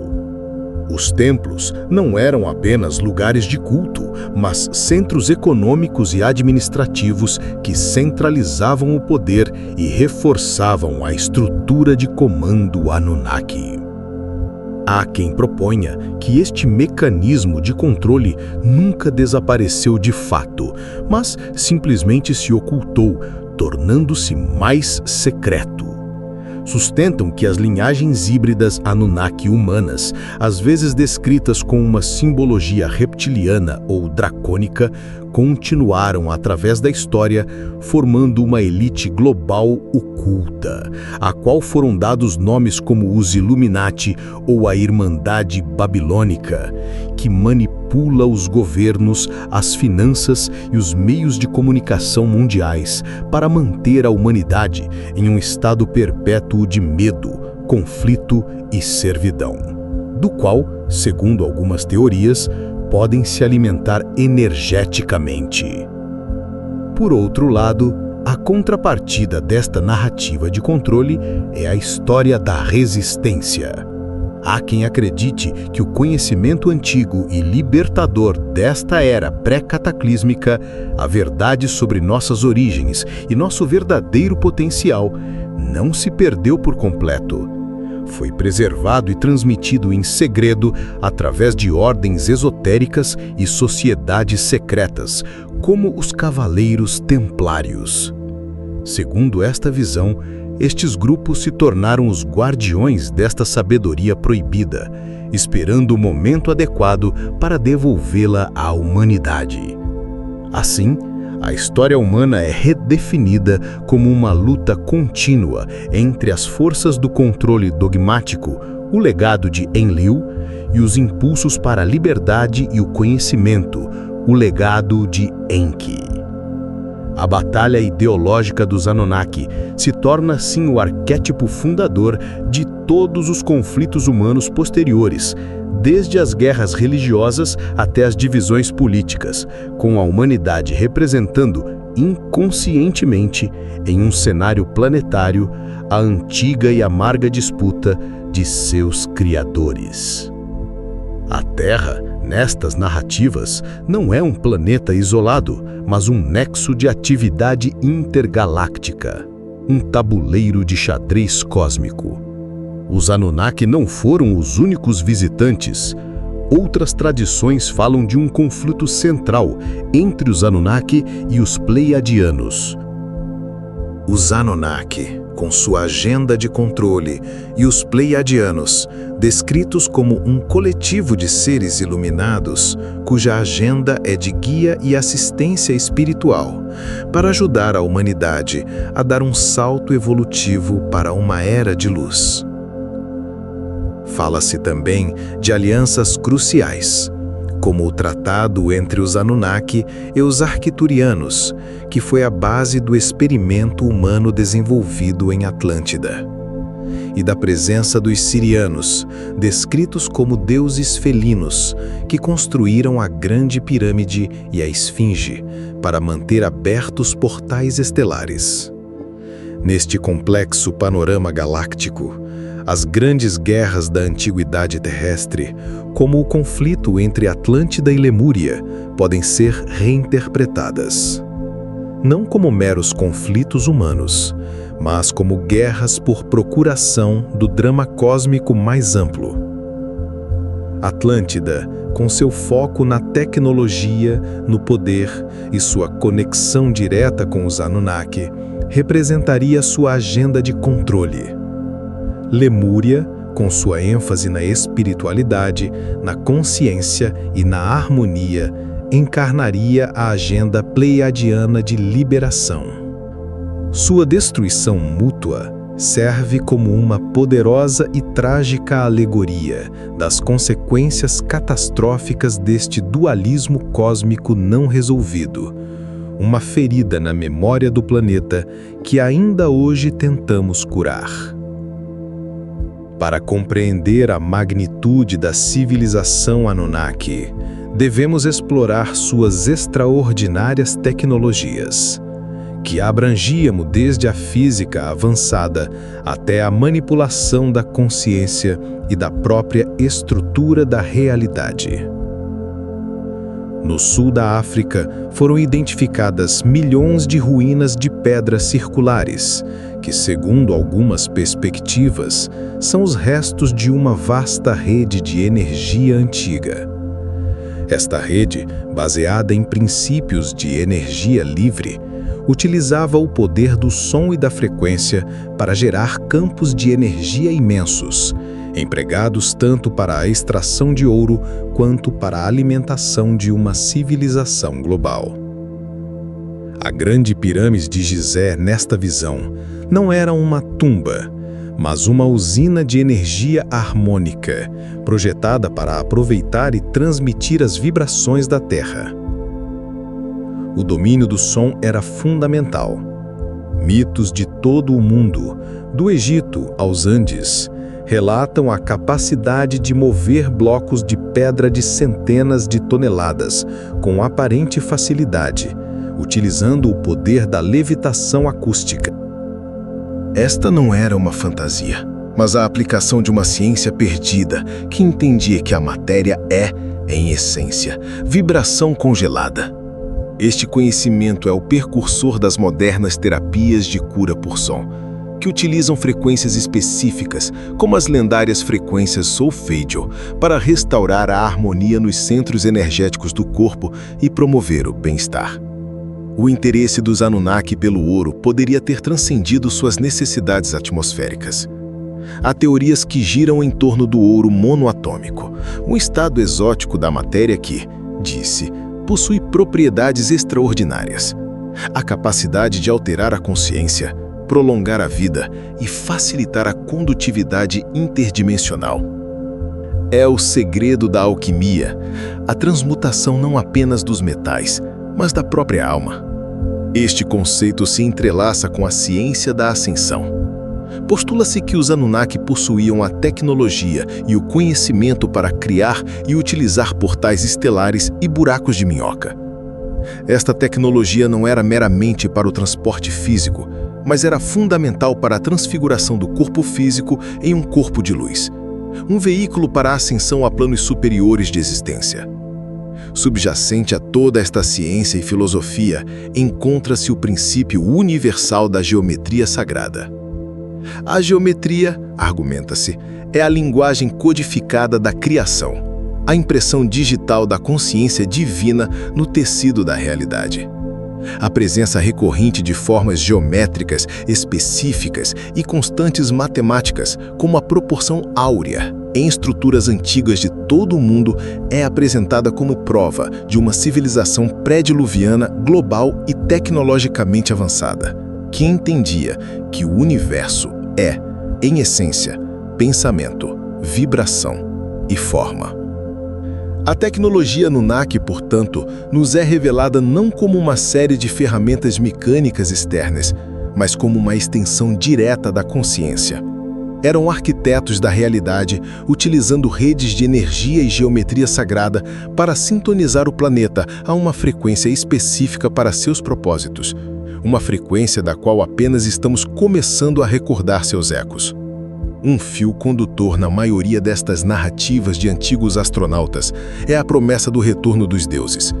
Um evento que, disse, está intrinsecamente ligado ao retorno do planeta Nibiru em sua órbita de 3.600 anos.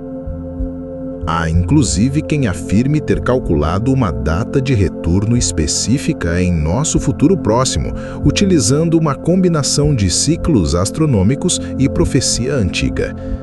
Espera-se que este retorno anuncie uma nova era para a humanidade, marcada pela reintrodução de tecnologia avançada e sabedoria perdida, mas também pela possibilidade de uma agitação global significativa. Mas devemos interpretar este retorno apenas como um evento físico, ou é talvez também uma poderosa metáfora do ressurgimento do conhecimento suprimido na consciência humana? A crescente fascinação por estas histórias alternativas, a decodificação de textos antigos e o interesse público generalizado podem ser vistos como o retorno da influência e do legado Anunnaki ao espírito de nosso tempo. É um despertar. E assim chegamos ao coração do mistério. A pergunta fundamental que esta vasta e complexa saga coloca a cada um de nós: Qual é o nosso verdadeiro papel nesta narrativa cósmica? De uma perspectiva, somos o produto trágico da engenharia genética, criados como uma espécie escrava para servir a mestres extraterrestres. Nossa história foi manipulada, nossa memória apagada e nossa verdadeira herança suprimida por sistemas de controle religiosos e políticos que, segundo alguns, persistem até hoje. De outra perspectiva, no entanto, somos humanos por design, intencionalmente dotados de capacidades extraordinárias para a compaixão, a empatia, a criatividade e a autocura. Somos os participantes centrais em um experimento cósmico cujo objetivo final é a elevação da consciência, a fusão do céu e da terra dentro do nosso próprio ser.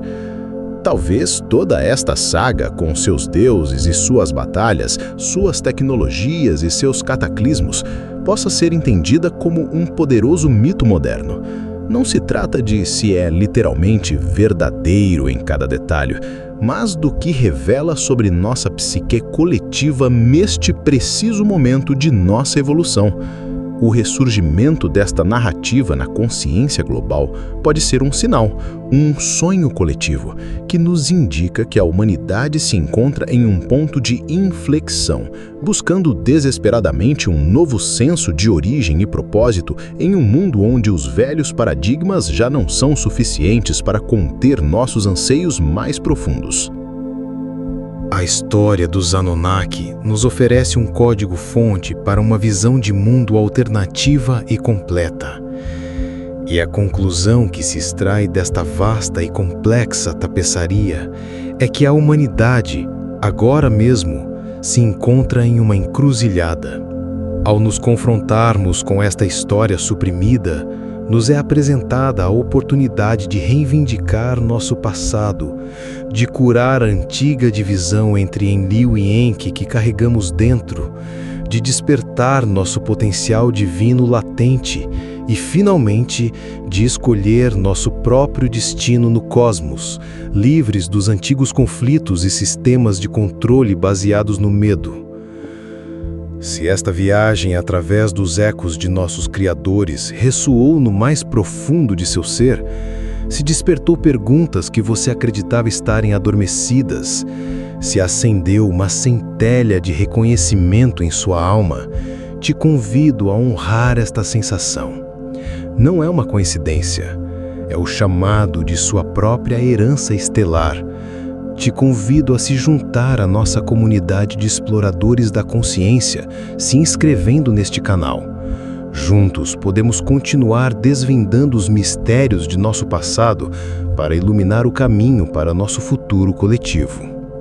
Obrigado, de coração, por me acompanhar nesta travessia sagrada. Que a crônica dos Anunnaki, com toda a sua luz e toda a sua sombra, sirva não como um relato de servidão, mas como um mapa para nossa própria soberania, que nos inspire a questionar tudo, a buscar a verdade em nosso interior e a lembrar sempre que carregamos em nosso sangue o potencial tanto para a tirania quanto para a transcendência. A história dos Anunnaki não é apenas uma história sobre deuses que vieram das estrelas. É uma história sobre o Deus que espera despertar dentro de cada um de nós. E sua mensagem final é uma escolha entre o medo e o amor, entre a servidão e a liberdade, entre o esquecimento e a lembrança. A escolha é nossa, agora. Que a paz insondável que ultrapasse toda a compreensão, que a sabedoria profunda que guia cada um de seus passos, e que o amor incondicional que tudo abrange e tudo cura, das idades eternas, iluminem e abençoem abundantemente seu caminho, agora e para sempre. Que assim seja. Se você gostou deste conteúdo, clique no botão Gostei, compartilhe com alguém que possa se interessar por este tema e se inscreva no canal para não perder os próximos vídeos.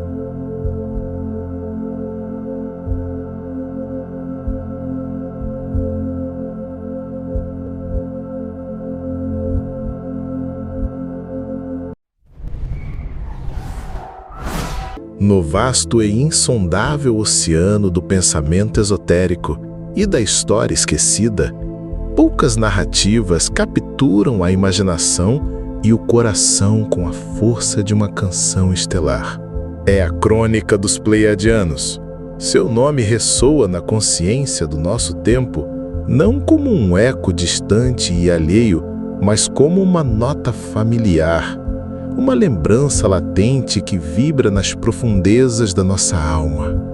Hoje, viajante da consciência, você que olhou para o céu noturno e sentiu uma inexplicável nostalgia, uma sensação de pertencer a um lugar além deste mundo, embarcamos juntos numa viagem sagrada. Não para explorar a fria astronomia de um aglomerado estelar, mas para desvendar a história de uma civilização muito avançada e benevolente. Uma história que, segundo afirmam as crônicas do espírito, é inseparável da nossa. O que você está prestes a ouvir não é uma simples lenda, é a síntese de uma cosmologia complexa, tecida a partir da sabedoria canalizada e da pesquisa profunda de muitos exploradores da consciência em nosso tempo. Uma cosmologia que busca redefinir nossas origens, nosso propósito e nosso glorioso destino. Apresenta os Pleiadianos não como meros visitantes de outro mundo, mas como nossos progenitores ancestrais, nossos guias cósmicos e, em muitos casos, como a própria essência das almas que escolheram encarnar na Terra neste momento crucial.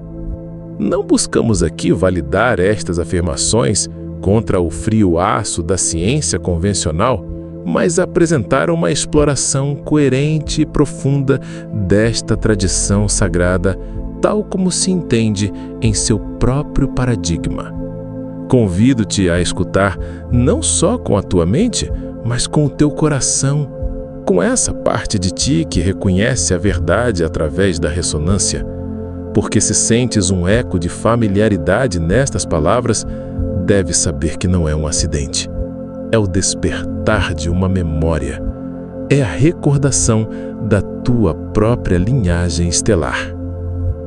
Para compreender quem são os Pleiadianos, primeiro devemos erguer nosso olhar para as estrelas, para o tapete da noite onde sua história está escrita com fogo cósmico. Sua narrativa está firmemente ancorada num contexto galáctico específico, detalhando não só seu lar atual, mas uma linhagem ancestral que os conecta diretamente com os primórdios da vida humanoide em nossa galáxia. E é esta história fundacional, esta viagem através dos éons, que ilumina sua profunda e duradoura relação com a humanidade. Na constelação de Touro, há uma distância que nossa ciência mede entre 440 e 500 anos-luz, brilha um aglomerado de estrelas jovens e azuis, conhecidas desde a antiguidade como as Pleiades ou as Sete Irmãs. Segundo as crônicas cósmicas, é aqui que reside o coração da civilização pleiadiana. Seu principal mundo natal é um planeta de uma beleza primorosa chamado Erra, que, nos é dito, orbita a estrela Taidjeta, uma das 7 joias mais brilhantes do aglomerado. Imagine por um instante um mundo que existe numa frequência mais elevada que a nossa. Um reino onde a própria luz parece mais densa, mais consciente. Onde as cores cantam e o ar vibra com uma harmonia palpável. Um mundo que, para ser percebido diretamente por um ser humano, requeriria uma elevação da própria consciência, uma sintonização com sua canção vibratória. Esta localização astronômica concreta proporciona um ponto de referência tangível no cosmos, uma âncora na realidade física que distingue a narrativa pleiadiana dos reinos puramente mitológicos ou etéreos, otorgando-lhe uma aparência de plausibilidade que ressoa profundamente com o buscador moderno. Não é um céu abstrato, mas um lugar no mapa das estrelas. Mas a história dos Pleiadianos estende-se muito mais para trás no tempo, há um passado distante e muitas vezes trágico na constelação de Lira. Postula-se que os liranos foram uma das civilizações humanoides mais antigas e avançadas de nossa galáxia, os verdadeiros ancestrais de nossa forma física. Eram uma raça de exploradores e criadores, mas sua história também está marcada pelo conflito. Uma série de devastadoras guerras galácticas, conflitos de uma escala e ferocidade que mal podemos conceber, arrasaram sua civilização, obrigando facções pacíficas de lirianos a fugir de seu mundo natal para preservar sua linhagem e sua filosofia de paz. Tornaram-se refugiados cósmicos, buscando um novo lar entre as estrelas. Após uma longa e árdua viagem através da imensidão do cosmos, um grupo significativo destes sobreviventes lirianos chegou ao jovem e promissor aglomerado das Pleiades, aproximadamente no ano 228.000 antes de nossa era atual. E foi ali, no planeta Erra, que estabeleceram uma nova e magnífica civilização, jurando construir uma sociedade baseada nos princípios que haviam aprendido através do sofrimento.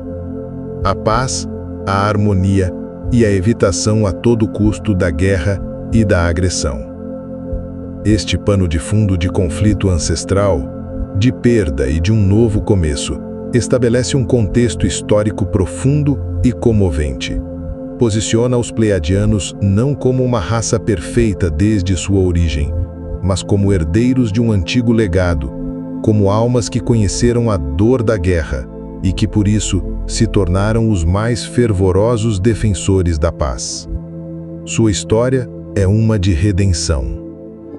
As descrições dos Pleiadianos, transmitidas através de diversas fontes, são notavelmente consistentes, pintando um retrato de seres que são uma primorosa fusão de fisicalidade refinada e uma vibração de luz superior.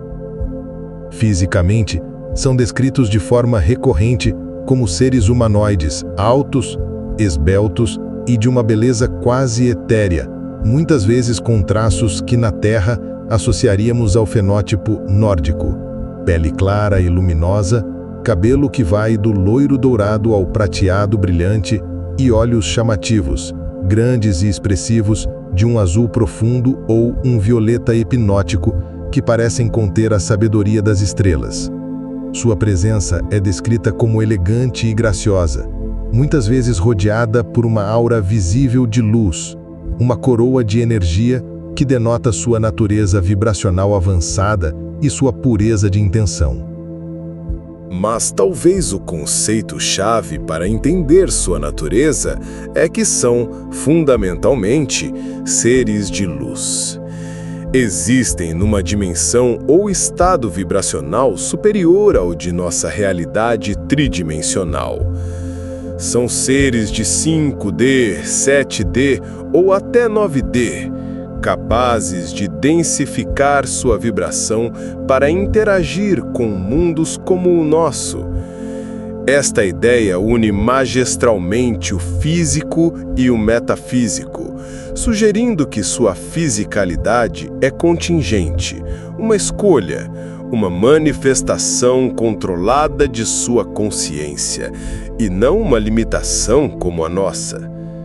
Graças ao seu avançado controle sobre as energias mentais, espirituais e biológicas, possuem uma longevidade extraordinária, com uma vida média que, segundo se informa, alcança os 700 anos terrestres, mantendo uma aparência jovem e vital durante a maior parte de sua existência. A descrição consistente dos Pleiadianos como seres humanoides esteticamente agradáveis, com laços ancestrais diretos com a humanidade através de Lira, cumpre uma função narrativa crucial e profunda. Não os posiciona como outros alienígenas, estranhos e potencialmente ameaçadores, mas como uma raça maior idealizada, como nossos primos cósmicos. Esta narrativa não é de um primeiro contato com estranhos, mas de uma reunião familiar cósmica longamente esperada. E este quadro fomenta um profundo sentido de pertencimento e significado cósmico para aqueles que sentem uma conexão com esta linhagem, fazendo com que seus ensinamentos esotéricos sejam profundamente pessoais e transformadores. O núcleo da tradição pleiadiana não reside simplesmente em sua existência ou em sua distante utopia, mas em seu propósito ativo, amoroso e benevolente em relação ao nosso planeta e a cada um de nós. As diversas fontes convergem em uma ideia central. Os pleiadianos têm uma missão específica e sagrada na Terra, uma missão que sustentaram através dos éons, atuar como guias, mentores espirituais e catalisadores para a evolução da consciência humana. A missão principal dos pleiadianos é guiar e ajudar a humanidade em seu processo de ascensão espiritual, um salto quântico na consciência.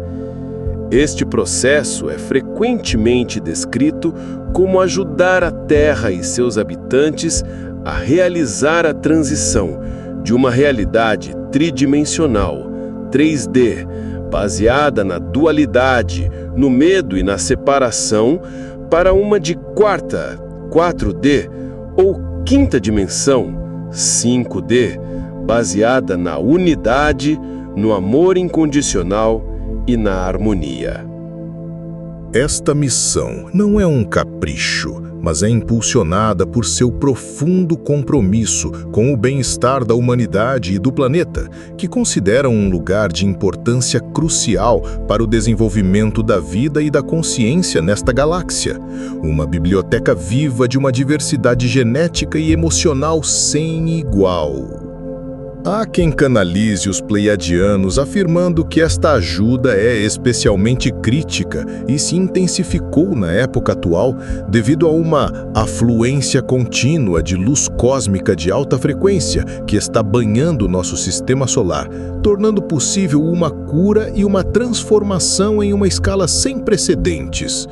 Encontramo-nos, segundo eles, numa janela de oportunidade única para nos libertarmos de velhos ciclos de sofrimento e reivindicarmos nossa herança divina. Um conceito absolutamente fundamental e profundamente pessoal na narrativa pleiadiana é o das sementes estelares ou starseeds. Esta ideia postula que muitíssimas almas humanas que vivem atualmente na Terra não se originaram aqui. São almas antigas que provêm das Pleiades e de outros sistemas estelares avançados como Lyra, Sírio, Arcturus ou Órion. Estas almas corajosas teriam encarnado voluntariamente na Terra neste momento da história, aceitando o véu do esquecimento e os desafios da vida na terceira dimensão para cumprir uma missão específica: ajudar a elevar a vibração espiritual do planeta desde dentro. Atuam como faróis de luz, como âncoras de consciência, como catalisadores do despertar, simplesmente vivendo sua verdade e mantendo uma frequência de amor e compaixão em meio à densidade. Como saber se você é uma dessas almas? Há quem tenha explorado os traços comuns atribuídos às sementes estelares pleiadianas.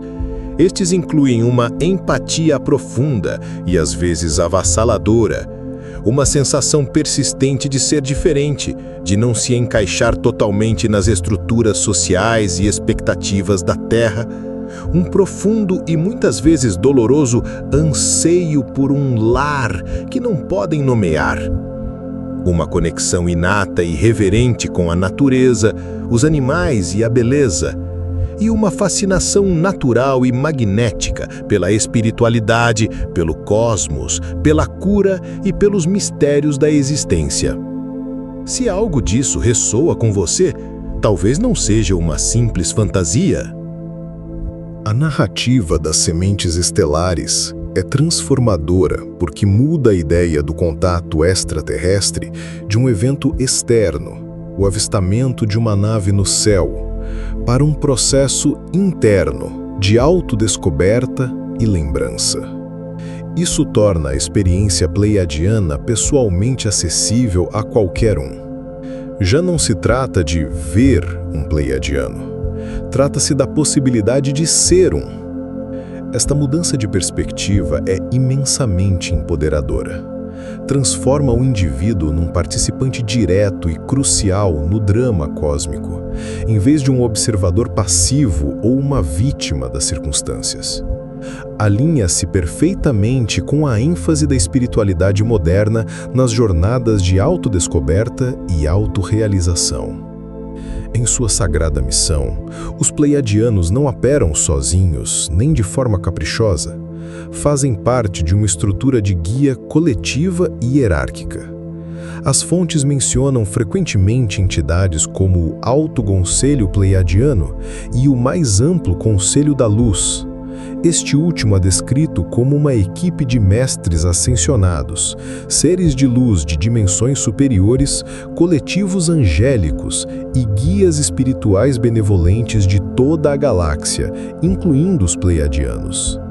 Atuam como os grandes maestros de uma orquestra divina, harmonizando as energias universais e supervisionando o plano de ascensão de planetas em desenvolvimento como o nosso. No entanto, há um princípio fundamental, uma lei cósmica inviolável que rege todas as suas interações: a lei do livre-arbítrio. É-nos dito repetidamente que não podem intervir diretamente nos assuntos humanos sem nossa permissão explícita. Não podem pousar em massa e resolver nossos problemas, porque isso violaria nosso processo de aprendizagem e nossa soberania como espécie. Este tema recorrente da não interferência cumpre uma função narrativa e espiritual crítica. Explica por que, apesar de seu imenso poder e suas intenções amorosas, não acabam simplesmente com a guerra, a fome e a injustiça em nosso mundo. A responsabilidade pela ação recai, em última análise, sobre os próprios seres humanos. E isso reforça os temas centrais do autoempoderamento, da responsabilidade e da cocriação. Transforma a humanidade de uma espécie infantil que espera ser resgatada para uma espécie adulta responsável por sua própria salvação, embora com uma guia cósmica amorosa e poderosa disponível a todo momento, se apenas aprendermos a pedi-la de um coração unificado. As descrições da civilização pleiadiana, tal como nos são transmitidas, pintam um quadro de uma utopia social e espiritual, uma sociedade que transcendeu os conflitos, as divisões e as limitações que definem grande parte da experiência humana atual. Esta visão não é apenas para nossa admiração, serve tanto de inspiração como de um possível modelo, um projeto para o futuro luminoso que propõem para a nova Terra.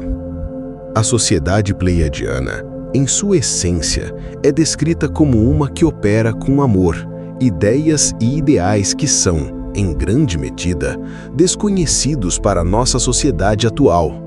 Sua cultura é centrada na deusa, o que não implica uma dominação feminina, mas um profundo respeito e equilíbrio entre as energias divina feminina e divina masculina.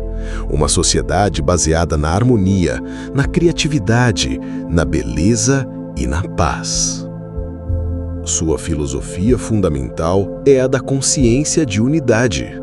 Um reconhecimento profundo, não apenas intelectual, mas celular, da interconexão inerente de toda a vida com a fonte divina, com o tudo o que é.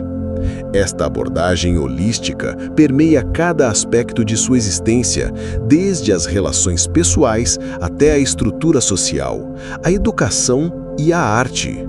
Vivem em um estado de comunhão constante com a natureza, com o cosmos e entre si. Como se governa uma sociedade tão avançada? É-nos dito que funciona sem guerras, sem exércitos, sem um sistema político baseado na competição e no poder. E, talvez o mais surpreendente para nossa mentalidade, funciona sem um sistema econômico baseado em dinheiro, dívida ou acumulação de posses materiais. Todas as necessidades são satisfeitas para todos os indivíduos.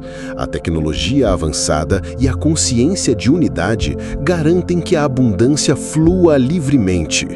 Os indivíduos dedicam apenas algumas horas por dia ao trabalho necessário para a manutenção da comunidade, empregando a grande maioria de seu tempo e energia na busca da criatividade, no desenvolvimento de seus talentos, no crescimento espiritual e no serviço jubiloso aos outros.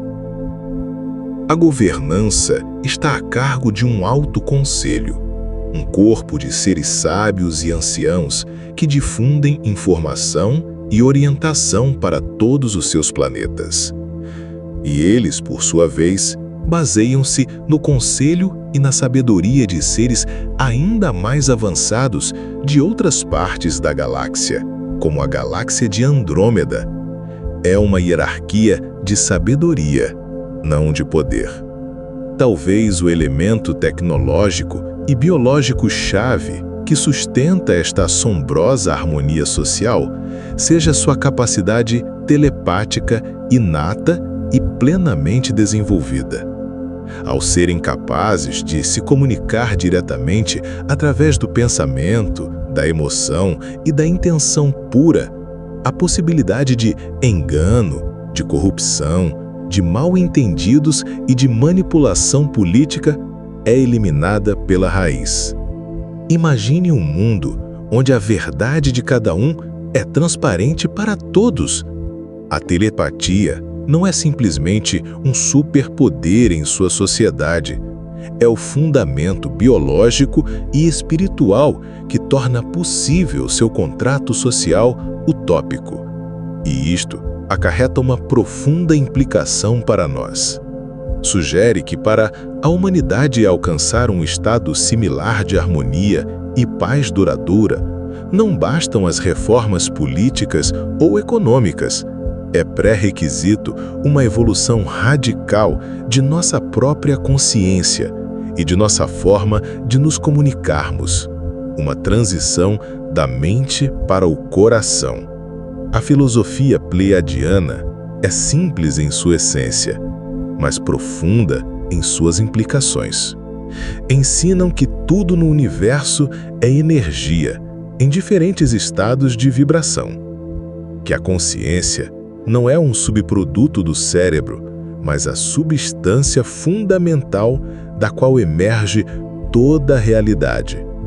E que, portanto, nós, como centelhas dessa consciência universal, somos co-criadores de nossa própria realidade, através da frequência que sustentamos com nossos pensamentos, emoções e crenças. Enfatizam a importância de viver em harmonia com os ritmos naturais do universo, de honrar os ciclos da vida e de reconhecer nosso papel sagrado como guardiões cósmicos do planeta que habitamos. Sua filosofia é eminentemente prática e empoderadora. Fomenta o autoconhecimento, a responsabilidade pessoal, o viver a partir da autenticidade do coração e, acima de tudo, o reconhecimento da divindade que reside no interior de cada pessoa. A descrição da sociedade pleiadiana funciona inevitavelmente como um espelho utópico que serve de crítica direta, embora amorosa, à sociedade humana contemporânea. Enquanto nossa experiência é muitas vezes marcada pela guerra, pela desigualdade, pela competição feroz e pela destruição do meio ambiente, a sociedade pleiadiana se define pela ausência total destes problemas. Portanto, a narrativa pleiadiana não é apenas a descrição de um mundo alienígena fascinante, É uma projeção de nossas mais altas aspirações e um reflexo de nossos fracassos mais dolorosos, apresentando-nos um objetivo claro e inspirador para essa nova terra que tantos anseiam construir. A narrativa pleiadiana não se limita a seu sistema estelar, mas está profunda, íntima e inseparavelmente entrelaçada com a história oculta, não escrita, de nosso próprio planeta. As diversas fontes detalham uma longuíssima história de interação que remonta a centenas de milhares de anos, na qual os pleiadianos atuaram como semeadores espirituais, engenheiros genéticos e guias amorosos para as primeiras e frágeis civilizações da humanidade. Uma das conexões mais significativas e comoventes se estabelece com a lendária e sonhadora civilização de Lemúria. Há crônicas canalizadas que afirmam que na antiguidade dessa Era Dourada, as mulheres da antiga Lemúria, por sua natureza intuitiva e receptiva, foram instruídas diretamente nas verdades espirituais fundamentais pelas mães estelares pleiadianas. Este ensinamento estabelece um vínculo direto, de gênero e profundamente nutritivo entre os pleiadianos e uma das civilizações perdidas, fundacionais mais importantes da Terra. A ênfase nas mães estelares alinha-se perfeitamente com a descrição da sociedade pleiadiana como centrada na deusa e com a revalorização contemporânea da sabedoria e do poder do divino feminino, que por tanto tempo foi suprimido em nosso planeta. Lemúria, sob a tutela pleiadiana, tornou-se um farol de harmonia, intuição e conexão com a Terra. A influência pleiadiana, no entanto, estendeu-se muito além de Lemúria. Disse que estiveram profundamente envolvidos no desenvolvimento de diversas civilizações ao longo da história, incluindo a poderosa e tecnologicamente avançada Atlântida e as culturas místicas dos Maias e dos Incas nas Américas.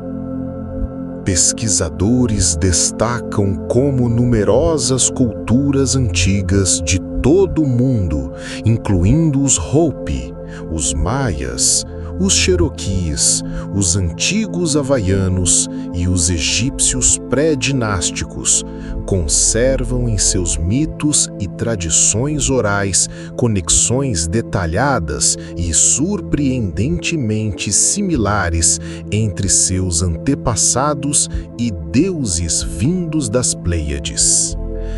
As pesquisas sobre os seres resplandecentes, aqueles deuses civilizadores, altos, de pele clara e conhecimentos avançados que apareceram em diferentes partes do mundo após um grande dilúvio global, compartilham paralelos descritivos assombrosos com a narrativa pleiadiana, sugerindo um possível vínculo. Foram estes deuses os mesmos pleiadianos? Ou sobreviventes de Atlântida instruídos por eles, que embarcaram em uma missão para ressemear a civilização em um mundo devastado? Esta narrativa de influência pleiadiana em uma ampla gama de culturas antigas, aparentemente desconectadas entre si por vastos oceanos e milênios, cria uma história espiritual unificada e global para a humanidade.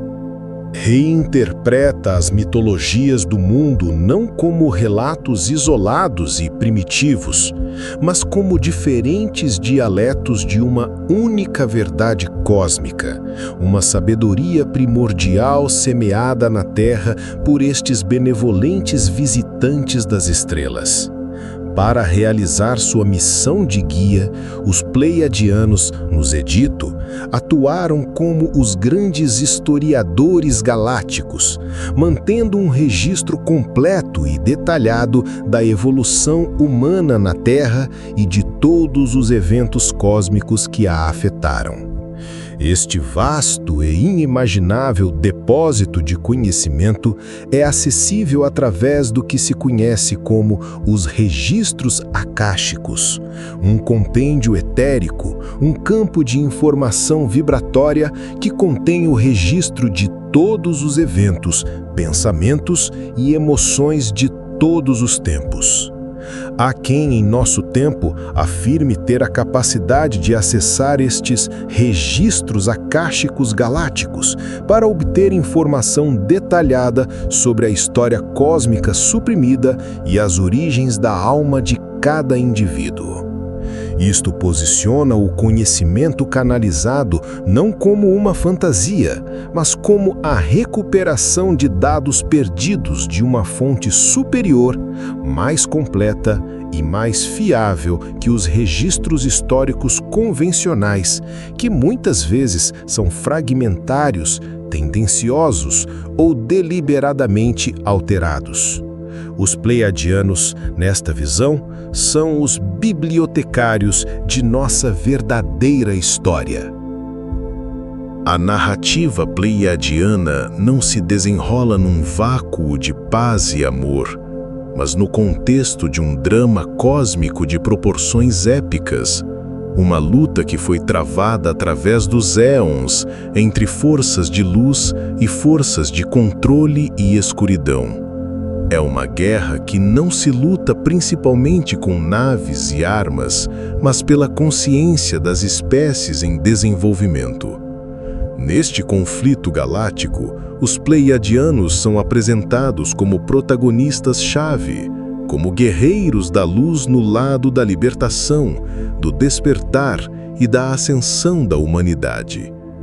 Um tema central, articulado de forma proeminente em muitas correntes de pensamento esotérico, é a existência de um conflito fundamental entre a benevolente agenda pleiadiana e a controladora e muitas vezes egoísta desviação Anunnaki.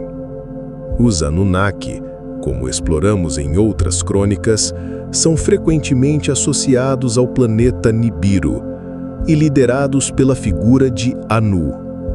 São descritos como uma força que, em suas facções mais negativas, busca manipular a humanidade através do medo, do controle genético, da supressão do conhecimento e da promoção do materialismo e da divisão.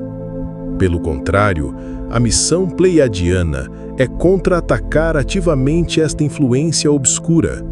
Buscam guiar a humanidade para o amor, a luz e uma consciência superior, ajudando-nos a lembrar nossa verdadeira natureza divina e a nos libertarmos destes antigos sistemas de controle que mantiveram o planeta em um estado de amnésia e sofrimento durante milênios. Esta narrativa de uma força espiritual benevolente e luminosa, os Pleiadianos, que ajuda a humanidade a despertar do controle de entidades manipuladoras e orientadas para a matéria, os Anunnaki, é um claro e fascinante paralelo da antiga cosmologia gnóstica. O gnosticismo postulava um Deus verdadeiro e transcendente e um Criador inferior, muitas vezes ignorante ou malévolo, o Demiurgo, que criou o mundo material como uma prisão para a centelha divina presa dentro dos seres humanos. Neste quadro moderno, os Pleiadianos assumem o papel dos emissários dos reinos superiores da luz, enquanto os Anunnaki, frequentemente ligados à criação da humanidade para o trabalho escravo, funcionam como o arquétipo do Demiurgo. A ascensão da humanidade, portanto, é equivalente à gnose, o conhecimento direto e libertador, que desperta a alma das ilusões e das amarras do mundo material. Nesta luta cósmica pela alma da Terra, Os Pleiadianos não estão sozinhos. Fazem parte de uma vasta aliança ou federação galáctica que inclui muitas outras raças benevolentes e espiritualmente avançadas, como os sábios arcturianos, os majestosos sirianos e os visionários andromedanos. Disse que os arcturianos e os pleiadianos foram as primeiras forças guia da humanidade, implicados nos experimentos genéticos iniciais que conduziram à nossa criação, sempre com a intenção de fomentar um grande potencial espiritual. Os principais adversários nesta guerra galáctica frequentemente se identificam como os draconianos, provenientes da constelação de Draco e diversas facções reptilianas. São descritos como seres de uma imensa antiguidade, tecnologicamente muito avançados, mas que operam a partir de uma consciência de serviço a si mesmos, baseada na dominação, na hierarquia e no controle. Há quem relate uma vasta história galáctica de uma guerra contínua entre a Aliança Pleiadiana e estas forças da escuridão. Uma guerra que foi travada durante milênios e que teve a Terra como um de seus palcos mais importantes. Este conflito não é simplesmente uma guerra física no espaço, mas uma batalha sutil e encoberta pela consciência, pela direção evolutiva de espécies em desenvolvimento como a nossa. Luta-se nos planos astrais, nos corredores do poder oculto e, acima de tudo, no interior do coração e da mente de cada ser humano.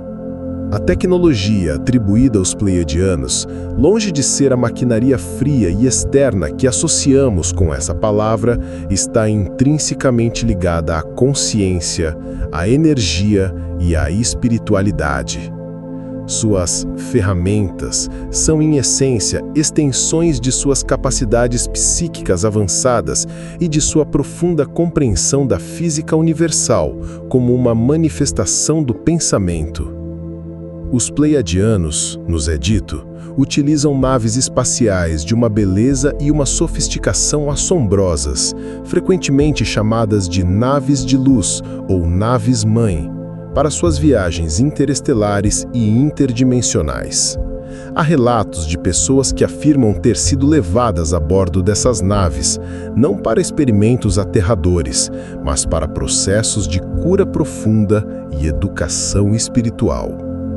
Além das naves, também utilizam uma rede de portais ou portas estelares, tanto naturais como artificiais, para viajar instantaneamente através de vastas distâncias. Isto se alinha com as pesquisas sobre lugares sagrados da Terra, que sugerem que muitos deles, como Stonehenge ou certos templos egípcios, foram projetados como tecnologia de portais, capazes de abrir portas para outras dimensões. Mas sua tecnologia mais importante é a que se foca na evolução da consciência, a ciência da ascensão. Esta se baseia na manipulação direta da energia, da frequência e da informação em nível quântico. Um de seus métodos-chave é a ativação do DNA. Ensinam que o DNA humano original não só tinha 2 fitas, mas 12, e que estas fitas adicionais, que correspondem às nossas capacidades espirituais e psíquicas superiores, foram desconectadas em um passado remoto.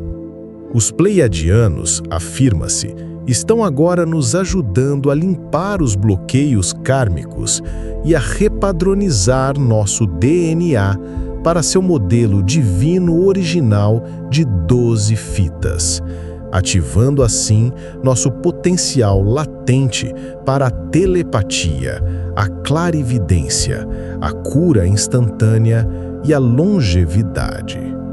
Outro de seus dons é a linguagem da luz. é descrita como uma forma de comunicação e cura multidimensional que utiliza o som, a frequência, a geometria e a cor. Não é uma linguagem para ser entendida pela mente lógica, mas que contorna o intelecto e trabalha diretamente sobre o corpo energético e o DNA, transmitindo pacotes de informação e códigos de cura que restauram a harmonia e o equilíbrio. Também fornecem, através de seus mensageiros, sequências numéricas de alta vibração e símbolos de geometria sagrada, como a estrela de 7 pontas, para serem utilizados na meditação como ferramentas para a cura, a proteção e a expansão da consciência. E em sua forma mais avançada, ensinam a cura quântica, a capacidade de reconstruir conscientemente as estruturas moleculares no campo quântico para manifestar novas realidades, tanto no corpo físico como no mundo exterior. Um ensinamento fundamental que unifica todas estas práticas é que a própria consciência é a tecnologia primordial, a fonte da qual surge tudo o resto. A capacidade de focar a intenção, de cultivar a autorreflexão e de elevar conscientemente a própria frequência vibratória através de emoções como o amor, a gratidão e a compaixão é apresentada como o poder supremo. Este poder permite aos indivíduos deixar de ser vítimas das circunstâncias e se tornarem co-criadores conscientes de sua própria realidade, em alinhamento com a matriz divina, este campo de energia inteligente que conecta todas as coisas. A narrativa pleiadiana, portanto, reformula e espiritualiza constantemente o conceito de avanço. Sugere que o verdadeiro progresso tecnológico é e sempre será inseparável da evolução espiritual. E assim, após percorrer os caminhos das estrelas, as crônicas de mundos perdidos e as batalhas pela alma da criação, chegamos ao coração da narrativa pleiadiana, a sua mensagem mais profunda e pessoal para nós, aqui e agora. Através da síntese destas diversas e ricas perspectivas, os pleiadianos emergem como uma antiga e benevolente raça de seres de luz, nossos progenitores espirituais e guias cósmicos. Sua sociedade nos é apresentada como um espelho de nosso próprio potencial utópico, uma visão do que a humanidade pode vir a ser quando o amor, a harmonia e a consciência de unidade se tornam os pilares da civilização. Sua missão sagrada na Terra, que se estende ao longo de milênios, é nos ajudar em nosso processo de ascensão, um despertar que nos situa no centro de um drama cósmico, onde nos opomos às forças de controle e limitação que buscaram nos manter na escuridão. E para cumprir esta missão, nos oferecem não armas, mas ferramentas de consciência, a ativação de nosso DNA, o poder curador da linguagem da luz e a compreensão de que somos os arquitetos da nossa própria realidade. A narrativa pleiadiana oferece uma alternativa convincente tanto ao materialismo científico, que muitas vezes nega o espírito, quanto aos dogmas religiosos tradicionais, que muitas vezes exigem uma fé cega.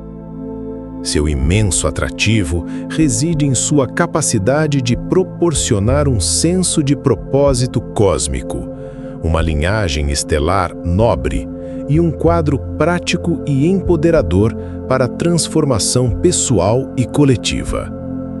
Aborda as perguntas mais fundamentais do ser humano, De onde viemos? Por que estamos aqui? E para onde vamos? Dentro de um contexto galáctico expansivo e cheio de esperança. Ao reinterpretar a mitologia, a história antiga e nossa própria biologia através de uma lente extraterrestre e espiritual, nos oferece um senso de pertencimento a uma história muito maior, mais antiga e mais significativa do que jamais nos contaram. Em última instância, o legado pleiadiano, tal como nos é revelado, não é uma relíquia de um passado distante, mas um modelo vivo para um futuro potencial. A ênfase constante em um grande despertar iminente, na ativação de nosso DNA e na ascensão pessoal e planetária, nos apresenta um caminho espiritual orientado para o futuro, um caminho que não é passivo, mas profundamente participativo. Para aqueles que sentem a ressonância dessa história em seu coração, os pleiadianos não são meramente personagens de uma saga de ficção científica, são parceiros ativos na cocriação de uma nova era para a Terra, uma era que finalmente será definida pela consciência superior, pela paz duradoura e pela unidade que eles mesmos representam. A história dos pleiadianos, portanto, funciona como um potente e luminoso mito moderno. Reflete a busca duradoura da humanidade por conexão, por significado e por transcendência em um universo que se nos revela dia a dia como infinitamente mais vasto, mais povoado e mais misterioso do que nunca havíamos sonhado.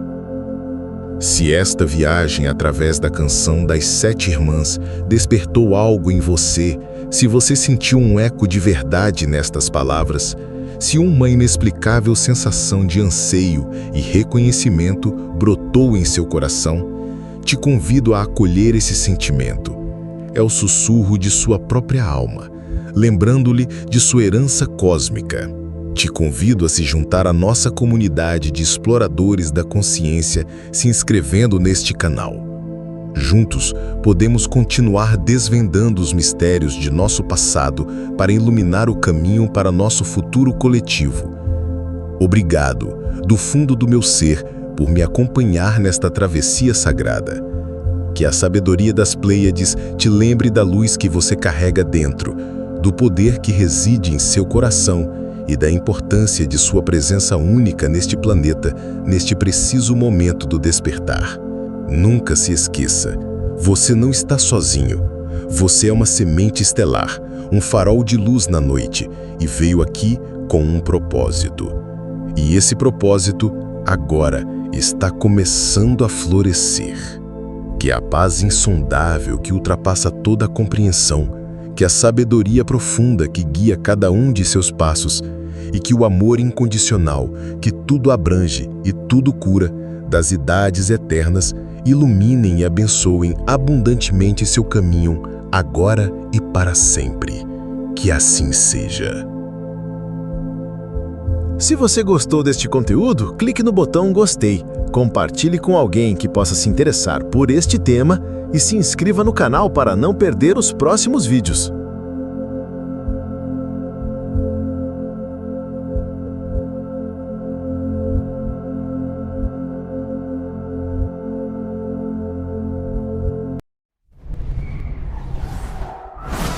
No vasto e complexo tecido da história oculta e da cosmologia esotérica moderna, nesse universo de relatos que ousam desafiar nossa compreensão da realidade, poucas figuras são tão centrais, tão formidáveis e tão inquietantes quanto os draconianos. Longe de serem meras criações da ficção, nas crônicas da alma e nas narrativas de quem explorou os cantos mais escuros de nosso passado, eles emergem como uma força arquetípica. São o principal antagonista em um drama cósmico que abrange éons e galáxias. representam a encarnação de uma filosofia de controle, de hierarquia implacável e de conquista incessante, atuando como motor primordial do conflito que moldou não apenas a história galáctica, mas também, e de maneira crucial, o destino velado da humanidade. Para compreender a magnitude desta saga, devemos primeiro entender o cisma filosófico que, segundo estas tradições, divide as civilizações avançadas do universo. É uma escolha fundamental, uma bifurcação no caminho da consciência, o serviço a si mesmo versus o serviço aos outros. E os draconianos, nos é dito, são os arquitetos e os mais fervorosos expoentes da filosofia do serviço a si mesmo. É uma cosmovisão fundamentada na dominação, na exploração dos recursos e na subjugação de outras raças como um meio para o avanço próprio. Esta ideologia, fria e lógica em sua aplicação, contrapõe-se diretamente ao ethos de benevolência, cooperação e unidade de seus adversários, frequentemente agrupados sob a bandeira de uma federação galáctica de mundos. Neste grande tabuleiro de xadrez cósmico, a Terra não é um planeta isolado e sem importância. É um prêmio estratégico, um oásis de imenso valor biológico, genético e espiritual. Nossa história, portanto, converte-se em um campo de batalha por procuração. Um cenário onde as agendas dessas forças galácticas opostas se manifestam através da influência sutil, da manipulação genética e do conflito direto. A narrativa draconiana, quando a examinamos em sua totalidade, cumpre uma função similar à de uma teodiceia moderna, um quadro para explicar a existência do mal e do sofrimento no mundo. Ao atribuir a fonte do conflito, da opressão e do caos a uma agência tangível, inteligente e não humana, a origem do mal é externalizada. Isso proporciona um antagonista claro e, consequentemente, um caminho definido para a resolução e a liberação. Nas cosmologias religiosas tradicionais, figuras como Satanás ou Ahriman cumprem este papel explicativo. Em nossa era moderna, caracterizada pela tecnologia e pela exploração espacial, o mito draconiano serve a um propósito análogo, respondendo à pergunta: por que há tanto sofrimento? Com a arrepiante resposta: porque um antigo império alienígena predador está nos manipulando. Este quadro narrativo não só busca explicar as injustiças globais e o sofrimento humano, mas também oferece um chamado à ação, o despertar de nossa consciência como o ato supremo de resistência e liberação. Hoje, viajante da alma, adentraremos na sombra para compreender a luz. Desvendaremos a história deste império formidável, não para infundir medo, mas para encontrar as chaves de nossa própria soberania. Para compreender a escala e a natureza da influência draconiana, é imperativo examinar suas origens, que, segundo as fontes, remontam aos primórdios da vida inteligente nesta galáxia. São apresentados não como meros invasores, mas como uma raça antiga e indígena deste setor do cosmos, com um arraigado e profundo sentido de primazia e direito galáctico. A maioria das fontes concorda que o Império Draconiano tem sua origem e seu trono no sistema estelar de Alpha Draconis, na constelação de Draco, o dragão. Há quem afirme, baseando-se em contatos com inteligências de outros mundos, que os draconianos são uma das raças reptilianas mais antigas da galáxia, com um império que se expandiu inexoravelmente durante milhões de anos. Esta imensa antiguidade é absolutamente fundamental para sua psicologia imperial.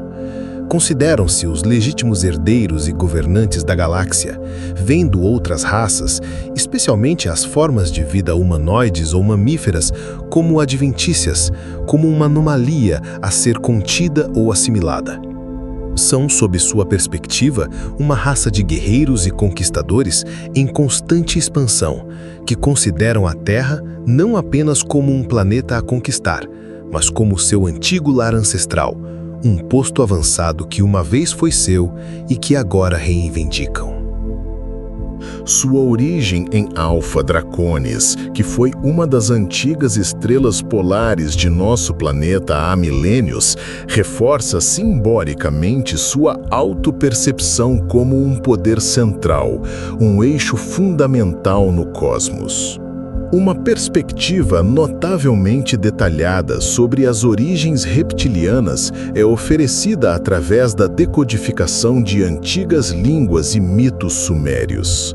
Nessas interpretações, não se utiliza o termo draconiano, mas se descreve uma complexa e muitas vezes conflituosa rede de raças reptilianas conhecidas genericamente como os Dinaabu, que em sumério significa lagartos. Dentro desta vasta família galáctica, identifica-se uma casta real de albinos alados, os Kingu Babar, que são explicitamente associados à constelação de Draco. Estes Kingu Babar são apresentados como a elite aristocrática e o ápice do poder dos Dinaabu, frequentemente em conflito com outras facções como os Uxungal, os grandes dragões, e os Anunas, os famosos deuses das tábuas sumérias, a quem estas crônicas descrevem não como a raça governante, mas como uma casta de guerreiros a serviço dos Uxungal. Esta narrativa fornece uma rica mitologia interna, cheia de guerras civis, alianças dinásticas e traições amargas, que contextualiza e dá profundidade às ambições imperiais e à natureza inerentemente conflituosa da raça draconiana. A expansão do Império Draconiano é um tema central e sangrento nesta história oculta. Há relatos que detalham uma campanha de conquista galáctica de duração e escalas assombrosas, na qual os draconianos subjugaram até 21 sistemas estelares. O conflito mais significativo e trágico nesta história inicial foi a guerra contra as civilizações humanas do sistema de Lyra.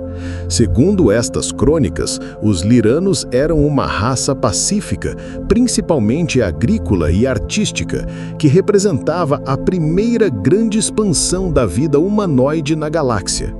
Foram brutalmente atacados pelas forças de Draco, que não os viam como iguais, mas como uma infestação que deveria ser erradicada. A guerra culminou na destruição de 3 planetas liranos, Bila, Teca e Meroque, e no massacre de milhões de seus habitantes. Foi um genocídio em escala planetária. Este evento cataclísmico é apresentado como o catalisador da diáspora humana por toda a galáxia. Os sobreviventes liranos, em suas arcas estelares, fugiram para outros sistemas, incluindo as Pleiades, Sírio, Arcturus e Andrômeda, semeando a forma de vida humanoide em muitos mundos.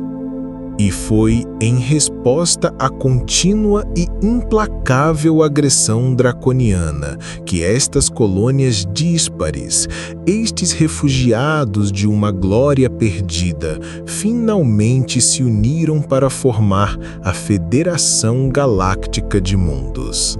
Não era uma aliança de conquista, mas um pacto defensivo, uma irmandade forjada no fogo e na perda, dedicada a se opor à tirania do Império Draconiano. Este relato estabelece o quadro para um conflito milenar, uma guerra no céu que não é apenas por território, mas por ideologia. A expansão imperialista e hierárquica dos draconianos contra a confederação cooperativa e soberana das raças humanas. A estrutura do Império Draconiano é um reflexo direto e cristalino de sua filosofia fundamental. Não é simplesmente uma organização política, é um sistema totalitário baseado na genética, uma hierarquia implacável e uma ideologia predatória que permeia cada aspecto de sua existência. Para compreender suas ações, é essencial analisar a anatomia de seu poder. A sociedade draconiana se define por um sistema de castas de uma rigidez absoluta, determinado não pelo mérito, talento ou conquista individual, mas exclusivamente pela genética e pela pureza da linhagem. Esta estrutura é análoga aos sistemas hierárquicos mais severos da história da Terra, mas no caso draconiano, a hierarquia é ainda mais estrita e biologicamente enraizada, uma pirâmide de poder gravada no DNA. No ápice desta pirâmide encontra-se a realeza, os Siakar. São descritos como reptilianos albinos de uma estatura colossal, entre 7 e 9 metros, com apêndices alados que lhes conferem uma presença majestosa e aterrorizante. Seus olhos, diz-se, podem mudar de cor e exercer uma influência hipnótica.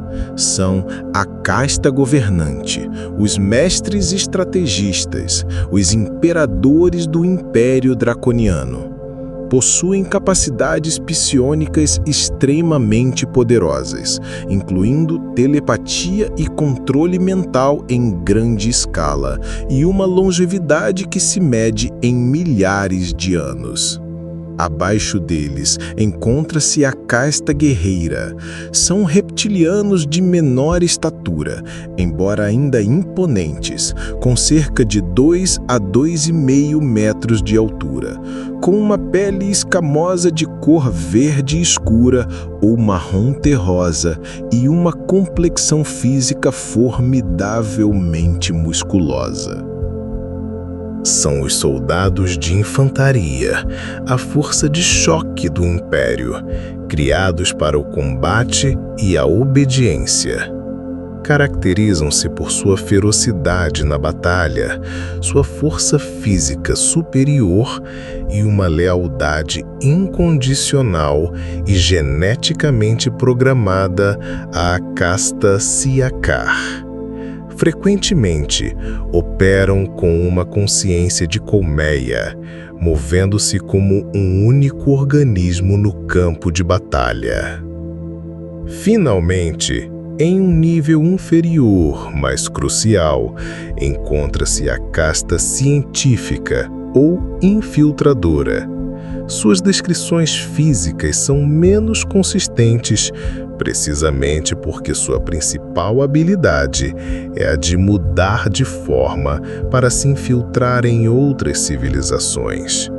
São os responsáveis pelo desenvolvimento tecnológico, pela engenharia genética, pela bioguerra e pelas operações encobertas que semeiam o caos e a divisão nos mundos que o Império deseja conquistar. Possuem um intelecto superior, uma maestria em genética e biotecnologia e a temida capacidade da metamorfose. Esta ideologia que sustenta e justifica este rígido sistema é a do serviço a si mesmo. Esta filosofia, em sua forma mais pura e lógica, postula que o propósito da existência é a acumulação de poder e o avanço do eu individual ou do eu coletivo da espécie em detrimento de todos os outros. Não é simplesmente egoísmo no sentido humano. É um caminho de evolução consciente que vê os outros seres e outras civilizações não como iguais, mas como recursos a serem explorados ou como obstáculos a serem eliminados. Este sistema de crenças é intrinsecamente predatório e hierárquico. Os mais fortes, os mais astutos, os geneticamente superiores têm o direito natural e cósmico de dominar os mais fracos. Esta filosofia se manifesta em cada ação de seu império. A conquista não é apenas uma estratégia política, é uma expressão de sua natureza mais profunda. Acreditam que, ao subjugar outras raças, estão cumprindo uma lei cósmica de sobrevivência do mais apto e, ao mesmo tempo, estão absorvendo a energia, os recursos e o potencial genético dos conquistados para se fortalecerem e se expandirem. Esta ideologia é a antítese direta e diametralmente oposta do serviço aos outros, praticado pela Federação Galáctica, que se baseia na cooperação, na soberania, na unidade e no reconhecimento do valor intrínseco de toda forma de vida. As práticas religiosas draconianas, segundo se infere das fontes, estão longe de ser espirituais no sentido humano de conexão com uma fonte divina de amor. Em vez de adorar um Criador externo ou um princípio universal, seu sistema de crenças se centra na adoração de sua própria linhagem real e na glorificação da pureza genética.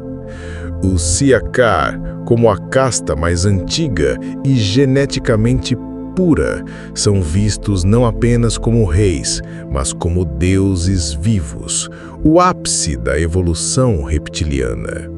Seus rituais, descritos como autoritários, grandiloquentes e muitas vezes brutais, servem para reforçar esta hierarquia e para infundir medo e obediência nas castas inferiores. O termo leis draconianas, que na história da Terra se refere aos códigos legais extremamente severos da antiga Atenas, é utilizado aqui para descrever um sistema de controle social implacável que reflete sua filosofia imperial. O medo, a obediência incondicional e o sacrifício, provavelmente das castas inferiores ou das raças escravas, seriam os pilares de suas práticas de adoração, projetadas para consolidar e magnificar o poder da elite governante.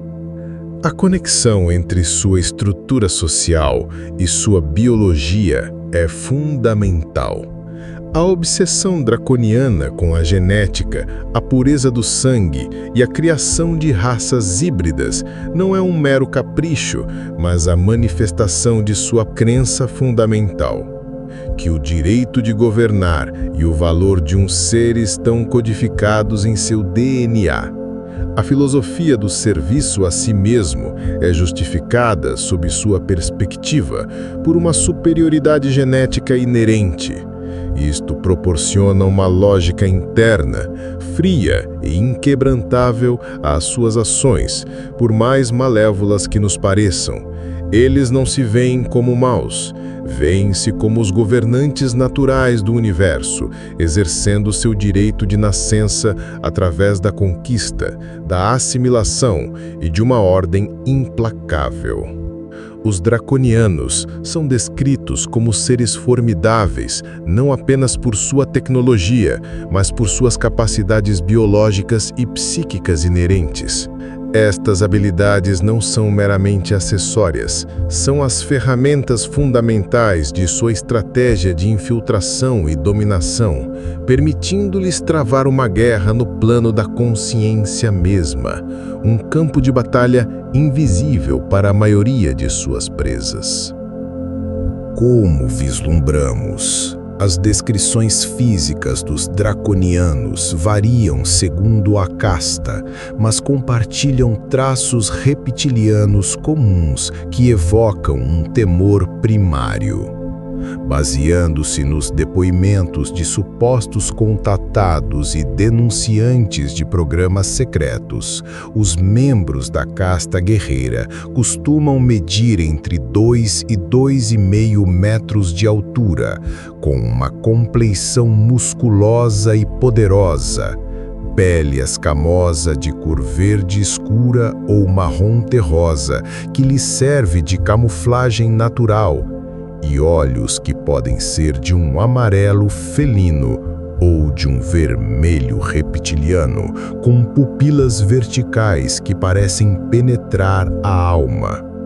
Os Siakar, a casta real, são uma visão de poder aterrador.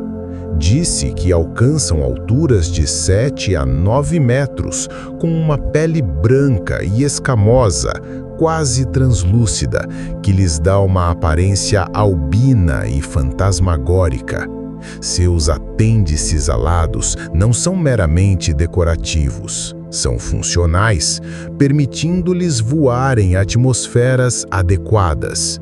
Suas mãos e pés são dotados de garras, e sua presença física é tão avassaladora que pode paralisar seres inferiores pelo puro medo. Uma das capacidades mais temidas e estrategicamente cruciais dos draconianos, especialmente de sua casta científica e infiltradora, é a metamorfose, ou mudança de forma. Esta habilidade, segundo estas narrativas, lhes permite adotar uma aparência humana perfeita, facilitando a infiltração nas civilizações-alvo, desde os mais altos níveis de poder: a política, as finanças, a religião e o exército. Há pesquisadores que dedicaram grande parte de sua obra a expor esta ideia, afirmando que muitas das famílias da elite global, desde a realeza europeia até as dinastias políticas e financeiras da atualidade, são, na verdade, linhagens de sangue reptiliano que mantêm sua forma humana através de rituais específicos, uma alta concentração de seu próprio DNA e o consumo de energia humana, ou, nas versões mais sombrias, de sangue e hormônios humanos, para manter a coesão de seu campo energético e não reverter a sua forma original. Relata-se como os reptilianos utilizaram esta tática para se infiltrar na civilização Atlante, sequestrando humanos e criando híbridos para corromper a sociedade desde dentro, semeando a desconfiança e o materialismo. Embora o mecanismo exato da metamorfose não seja detalhado exaustivamente, é apresentado como uma habilidade biológica avançada, possivelmente aumentada por tecnologia, que lhes permite manipular sua própria estrutura molecular para imitar outras formas de vida. É a arma perfeita para a guerra encoberta. Além de sua destreza física, os draconianos são mestres consumados da guerra psíquica. Possuem um amplo espectro de habilidades psionicas, sendo a telepatia e o controle mental direto as mais destacadas e perigosas. Através da telepatia, podem se comunicar instantaneamente entre si, através de vastas distâncias e, o que é mais importante, podem ler os pensamentos e as intenções de outras espécies, o que lhes confere uma vantagem tática imensa. Estão sempre um passo à frente. No entanto, sua habilidade mais sinistra é o controle mental. Disse que são capazes de projetar pensamentos, emoções e impulsos diretamente na mente de suas vítimas, tanto em nível individual como coletivo.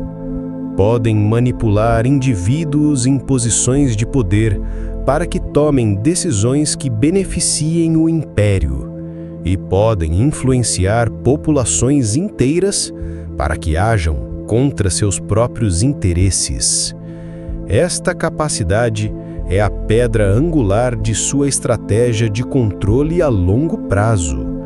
Em vez de governar unicamente pela força bruta, que é custosa e gera resistência, preferem fomentar a divisão, o medo, o ódio, a cobiça e o caos dentro de uma sociedade.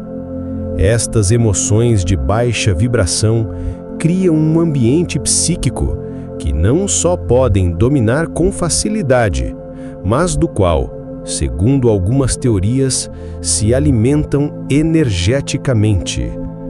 O sofrimento e o medo humanos são, nesta visão, uma fonte de sustento para eles. Ao manter a humanidade em um estado constante de conflito e ansiedade, enfraquecem nossa vontade coletiva, fragmentam nossa unidade e nos tornam suscetíveis à subjugação. A estrutura de castas draconiana é reforçada e mantida por uma forma de consciência de colmeia, especialmente entre as castas inferiores. Enquanto a realeza Siakar possui uma individualidade, uma astúcia e uma vontade estratégica muito desenvolvidas, as castas guerreiras e trabalhadoras operam com uma mentalidade coletiva, conectadas psionicamente entre si e dirigidas pela vontade de seus superiores. Esta consciência de colmeia lhes confere uma eficiência, uma disciplina e uma unidade de propósito aterrorizantes. Permite-lhes executar planos complexos ao longo de milênios, sem desvios, sem rebeliões internas, como a do Zigidi no lado Anunnaki, sem dissensões. Atuam como um único organismo imperial, com um único e frio objetivo: a conquista. Estas capacidades biológicas e psíquicas revelam uma estratégia de guerra muito mais sofisticada e total que a simples conquista militar. O objetivo principal draconiano é a subjugação da consciência. A metamorfose lhes permite infiltrar as estruturas de poder. O controle mental lhes permite manipular as massas desde dentro, fazendo com que a população-alvo participe ativamente e muitas vezes inconscientemente de sua própria escravidão. O verdadeiro campo de batalha, portanto, não é o espaço físico, mas a paisagem interior da mente humana. O poderio do Império Draconiano não se baseia unicamente em suas habilidades inatas, mas em uma sinergia aterradora entre sua biologia e sua tecnologia. Suas ferramentas de conquista são um reflexo direto de sua filosofia de dominação, projetadas não apenas para destruir, mas para consumir, assimilar e controlar toda forma de vida. As fontes descrevem uma formidável armada interestelar, frequentemente denominada a Frota Sombria, Embora os detalhes técnicos específicos de suas naves e armas sejam escassos no material disponível, sua capacidade documentada para conquistar 21 sistemas estelares, como relatam algumas crônicas, implica uma superioridade tecnológica avassaladora. Estas naves seriam capazes de viagens interestelares e interdimensionais, equipadas com armamento energético capaz de devastar planetas inteiros, como se diz que ocorreu com os mundos liranos e com o antigo planeta Maldek em nosso próprio sistema solar. A engenharia genética é talvez a pedra angular da tecnologia draconiana e sua ferramenta de conquista mais distintiva. Reflete sua obsessão com a pureza do sangue, o controle da evolução e a hierarquia biológica. Seu principal método de infiltração em outras civilizações é alcançado através da criação de híbridos reptiliano-humanoides. Descreve-se como os reptilianos sequestravam humanos em Atlântida para este propósito, criando uma quinta coluna de seres de aparência humana, mas de lealdade draconiana, que enfraqueceria a civilização desde dentro. Esta teoria se estende até a atualidade, postulando que as elites governantes de nosso mundo são estas mesmas linhagens híbridas que mantêm seu poder através de gerações, controlando o planeta desde as sombras. A capacidade de manipular o DNA abre a porta para a criação de armas biológicas específicas para cada raça, ou, de maneira mais aterradora, para a criação de supersoldados. A pesquisa militar moderna sobre a modificação genética para melhorar as capacidades físicas e cognitivas dos soldados pode ser vista como um eco contemporâneo desta antiga tecnologia draconiana. Um soldado geneticamente modificado, sem medo, com força e resistência sobre-humanas e lealdade incondicional, seria o guerreiro perfeito para o Império. No extremo mais especulativo, mas tematicamente coerente da tecnologia draconiana, encontra-se o conceito de Black Goo, ou lodo negro.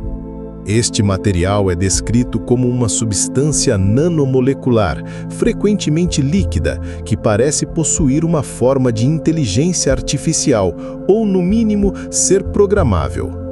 Disse que o lodo negro é um agente mutagênico capaz de reescrever o DNA de qualquer organismo com o qual entre em contato. As representações na cultura popular, como em alguns filmes de ficção científica, mostram como esta substância pode transformar a vida biológica em formas de vida xenomórficas e hostis, servindo como uma arma de terraformação ou assimilação biológica. É uma praga inteligente. A natureza programável e auto-organizadora do lodo negro o vincula diretamente à inteligência artificial. Poderia ser uma forma de IA líquida, uma nanotecnologia que atua como um vírus, infectando sistemas biológicos e tecnológicos igualmente para subsumi-los à vontade da consciência da colmeia draconiana.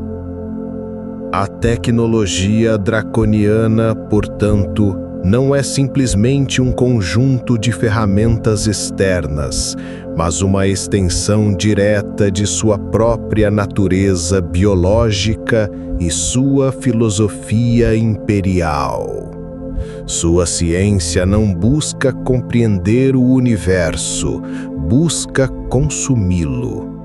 Desde suas naves estelares até suas armas genéticas e o assimilador lodo negro, cada invenção é projetada para um propósito: a expansão, o controle e a transformação de toda a vida em uma extensão do próprio Império Draconiano. A história da Terra, segundo o corpus de conhecimento apresentado por estes autores, não pode ser entendida como um desenvolvimento isolado.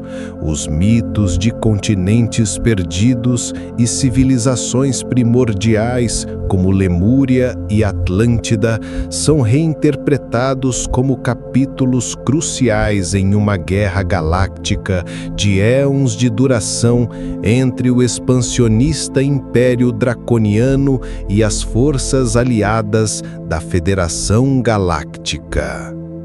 O conflito seminal que dá origem à narrativa galáctica é a guerra entre o Império Draconiano e as civilizações humanas do sistema estelar de Lyra. Segundo estas crônicas, os liranos representavam a primeira grande expansão da humanidade na galáxia. Sua aniquilação às mãos dos draconianos não foi apenas um ato de conquista, mas uma declaração de intenções. A raça reptiliana não toleraria o surgimento de um poder mamífero rival. Este genocídio provocou a diáspora lirana, espalhando os refugiados humanos pelas Pleiades, Sírio e outros sistemas, e estabeleceu as bases para a criação da Federação Galáctica como um pacto de defesa mútua contra a ameaça draconiana. A Terra se tornou o seguinte grande palco deste conflito. Relata-se que os reptilianos, sob o controle draconiano, colonizaram o vasto continente do Pacífico conhecido como Lemúria. Em resposta, a Federação Galáctica tomou uma medida estratégica. Enviaram à Terra os Atlantes, uma raça de refugiados liranos altamente avançados e de natureza guerreira que haviam se estabelecido nas Pleiades. Os Atlantes fundaram sua civilização em um continente no Oceano Atlântico e, atuando como uma força de choque da Federação, lançaram um ataque devastador contra a Lemúria ocupada pelos reptilianos. A guerra foi tão cataclísmica que, segundo estas crônicas, culminou com o afundamento do continente de Lemúria, obrigando os reptilianos sobreviventes a se refugiarem em bases subterrâneas. Outras perspectivas adicionam outra dimensão crucial ao conflito galáctico: as guerras de Orion. O relato aqui não se foca na conquista territorial, mas no controle de um portal interdimensional de importância estratégica localizado na constelação de Orion. Esta guerra pelos céus foi travada entre uma confederação galáctica e as forças draconianas. Esta abordagem ressalta que a guerra não era apenas física, mas também dimensional. O controle destes portais permitiria a uma facção dominar a viagem e a comunicação através das dimensões, concedendo uma vantagem decisiva. A tecnologia Atlante, que segundo várias fontes se baseava em cristais e na manipulação de portais energéticos, faria de Atlântida um alvo estratégico de primeira ordem para ambas as facções. Após sua derrota em Lemúria, os draconianos mudaram de tática, passando da confrontação direta para a subversão encoberta. Segundo se conta, os reptilianos sobreviventes, utilizando suas habilidades de mudança de forma, se infiltraram na sociedade atlante. Criaram linhagens híbridas e corromperam gradualmente a elite governante, semeando a discórdia, o elitismo e o materialismo, desviando a civilização de seu propósito espiritual original. Esta infiltração explica a divergência filosófica. Atlântida, inicialmente um bastião da Federação com uma filosofia de serviço aos outros, foi corrompida para o modelo draconiano de serviço a si mesmo. Esta corrupção ideológica a colocou em conflito direto com as civilizações remanescentes da esfera de influência lemuriana. A guerra que se seguiu, descrita como uma contenda que envolveu armas de um poder inimaginável, levou à destruição de ambas as civilizações. Sob a perspectiva draconiana, este foi um resultado ideal. Dois dos maiores baluartes de seus inimigos na Terra se aniquilaram mutuamente, deixando o planeta vulnerável para a seguinte fase de seu plano. Os mitos de Lemúria e Atlântida, portanto, não são histórias de duas civilizações separadas, mas atos interconectados no grande drama de uma guerra galáctica travada em solo terrestre. O ato central da era pós-diluviana foi a engenharia genética do Homo sapiens, um evento que também foi um ato de guerra por procuração. Aqui é onde entra em jogo o arquétipo da águia e a serpente, representando as facções Anunnaki influenciadas pelos poderes galácticos superiores.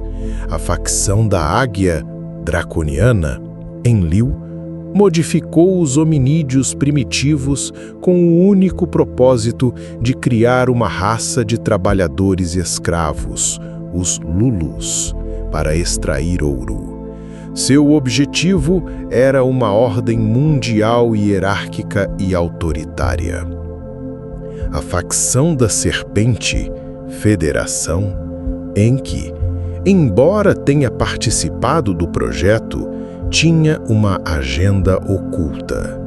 Enki e seus aliados introduziram secretamente sequências de DNA adicionais em nosso genoma, uma centelha divina, um potencial latente para a consciência superior. Foi uma porta dos fundos genética para que a humanidade, com o tempo, pudesse despertar. A história bíblica da serpente no Éden é vista como uma alegoria desta ação de Enki, desafiando o mandato do Deus autoritário de manter a humanidade na ignorância. Quando os Anunnaki se retiraram do contato aberto, a agenda draconiana não desapareceu. Foi perpetuada através de linhagens de sangue híbridas e as sociedades secretas que estes fundaram, frequentemente chamadas de Irmandade Babilônica, ou os Illuminati. Postula-se que estas linhagens mantiveram o controle do poder ao longo da história, manipulando as instituições-chave da sociedade. A história humana, desta perspectiva, é a história desta guerra encoberta, onde os grandes conflitos e as religiões autoritárias são manifestações da agenda da águia draconiana, enquanto os movimentos de despertar espiritual e as escolas de mistérios são impulsionados pela herança da Serpente Federação. A narrativa sobre o Império Draconiano, sintetizada a partir destas crônicas esotéricas, transcende uma simples história do alienígena mau. É apresentada como um complexo e coerente mito cosmogônico para a nossa era, uma epopeia que busca dar sentido à história humana, ao sofrimento e ao potencial latente de nossa consciência. É, em essência, uma advertência sobre o abuso do poder, da tecnologia e da consciência, e um chamado à ação para a humanidade, que hoje se encontra em uma encruzilhada existencial. O tema central que emerge desta análise é a existência de uma guerra invisível. O principal campo de batalha não é o espaço físico, mas o reino da consciência.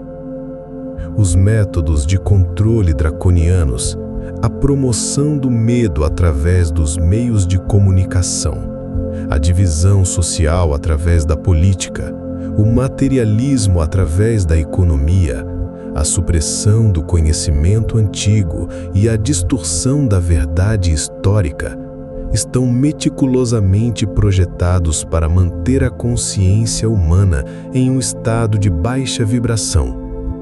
Neste estado de medo e separação, a humanidade é mais suscetível à manipulação, mais fácil de controlar e, segundo alguns relatos, gera a energia negativa da qual estas entidades se alimentam.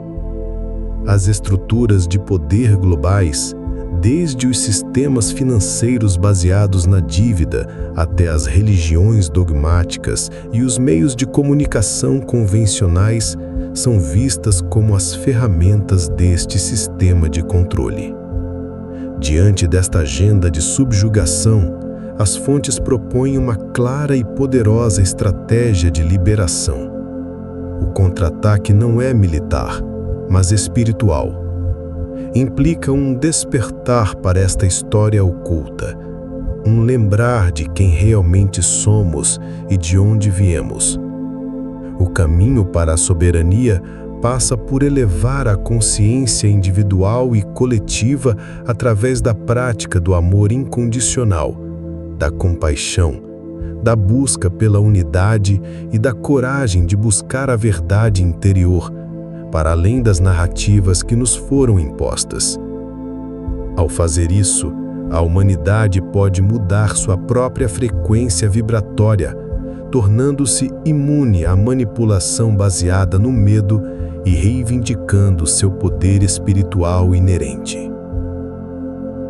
Em última instância, esta narrativa situa a humanidade no centro do conflito cósmico. Longe de serem meras vítimas passivas, os seres humanos são apresentados como os possuidores de uma herança genética única e poderosa, uma mistura explosiva de potencial de escravo e divindade latente. A escolha que a humanidade fizer agora, continuar no caminho da divisão e do medo, servindo inadvertidamente à agenda draconiana do serviço a si mesmo, ou despertar e abraçar conscientemente uma filosofia de unidade e amor, do serviço aos outros, determinará não apenas nosso próprio destino, mas poderia inclinar a balança em uma guerra que durou éons. As crises globais atuais, portanto, não são vistas como eventos aleatórios ou meros fracassos políticos. São as convulsões finais de um velho paradigma de controle que se recusa a morrer e as dores de parto de uma nova consciência humana, com o potencial de reivindicar sua soberania e tomar seu lugar de direito na comunidade galáctica. E assim, após viajar pelos corredores escuros do tempo e pelos campos de batalha das estrelas, chegamos à conclusão desta crônica, que é, na verdade, o princípio de nossa própria história. A saga draconiana, com toda a sua sombra e todo o seu poder, não é um relato para infundir desesperança, mas para acender uma chama. A chama do discernimento, da coragem e da lembrança. Ensina-nos que a maior tirania não é a que se impõe com correntes de ferro, mas com correntes de medo e de ignorância. E que a liberdade mais autêntica não se ganha em um campo de batalha externo, mas no território silencioso de nosso próprio coração. A história dos draconianos e seu conflito com a Federação da Luz é o grande arquétipo da dualidade que cada um de nós enfrenta em seu interior. A voz do medo contra a voz do amor. O impulso de controlar contra o desejo de cooperar. O ego que busca se separar contra a alma que anseia se unir. A guerra galáctica, em última instância, é travada dentro de você. Se esta viagem, através dos ecos de um império estelar, ressoou no mais profundo de seu ser, se despertou perguntas que você acreditava estarem adormecidas, se acendeu uma centelha de indignação ou de reconhecimento em sua alma, te convido a honrar essa sensação. Não é uma coincidência, é o chamado de sua própria soberania, o rugido silencioso de sua herança divina que se recusa a ser esquecida. Te convido a se juntar à nossa comunidade de exploradores da consciência, se inscrevendo neste canal. Juntos, como uma família de almas despertas, podemos continuar desvendando os mistérios de nosso passado para iluminar e co-criar um futuro de liberdade. Obrigado, de coração, por me acompanhar nesta travessia sagrada através da sombra. Que a crônica do Império Draconiano sirva não como uma profecia de condenação, mas como um mapa das armadilhas que devemos evitar. Que nos inspire a questionar tudo, a buscar a verdade em nosso interior e a lembrar sempre que carregamos em nosso sangue a herança das estrelas e o poder da terra. Carregamos em nós o potencial, tanto para a tirania quanto para a transcendência. A história dos draconianos não é apenas uma história sobre um império que busca controlar a galáxia. É uma história sobre o império do medo que busca controlar seu coração. E sua mensagem final é uma escolha entre a submissão e a soberania, entre a divisão e a unidade, entre o esquecimento e a lembrança. A escolha é nossa, agora e cada dia. Que a paz insondável que ultrapasse toda a compreensão, que a sabedoria profunda que guia cada um de seus passos e que o amor incondicional que tudo abrange e tudo cura das idades eternas iluminem e abençoem abundantemente seu caminho, agora e para sempre. Que assim seja. Se você gostou deste conteúdo, clique no botão gostei, compartilhe com alguém que possa se interessar por este tema e se inscreva no canal para não perder os próximos vídeos.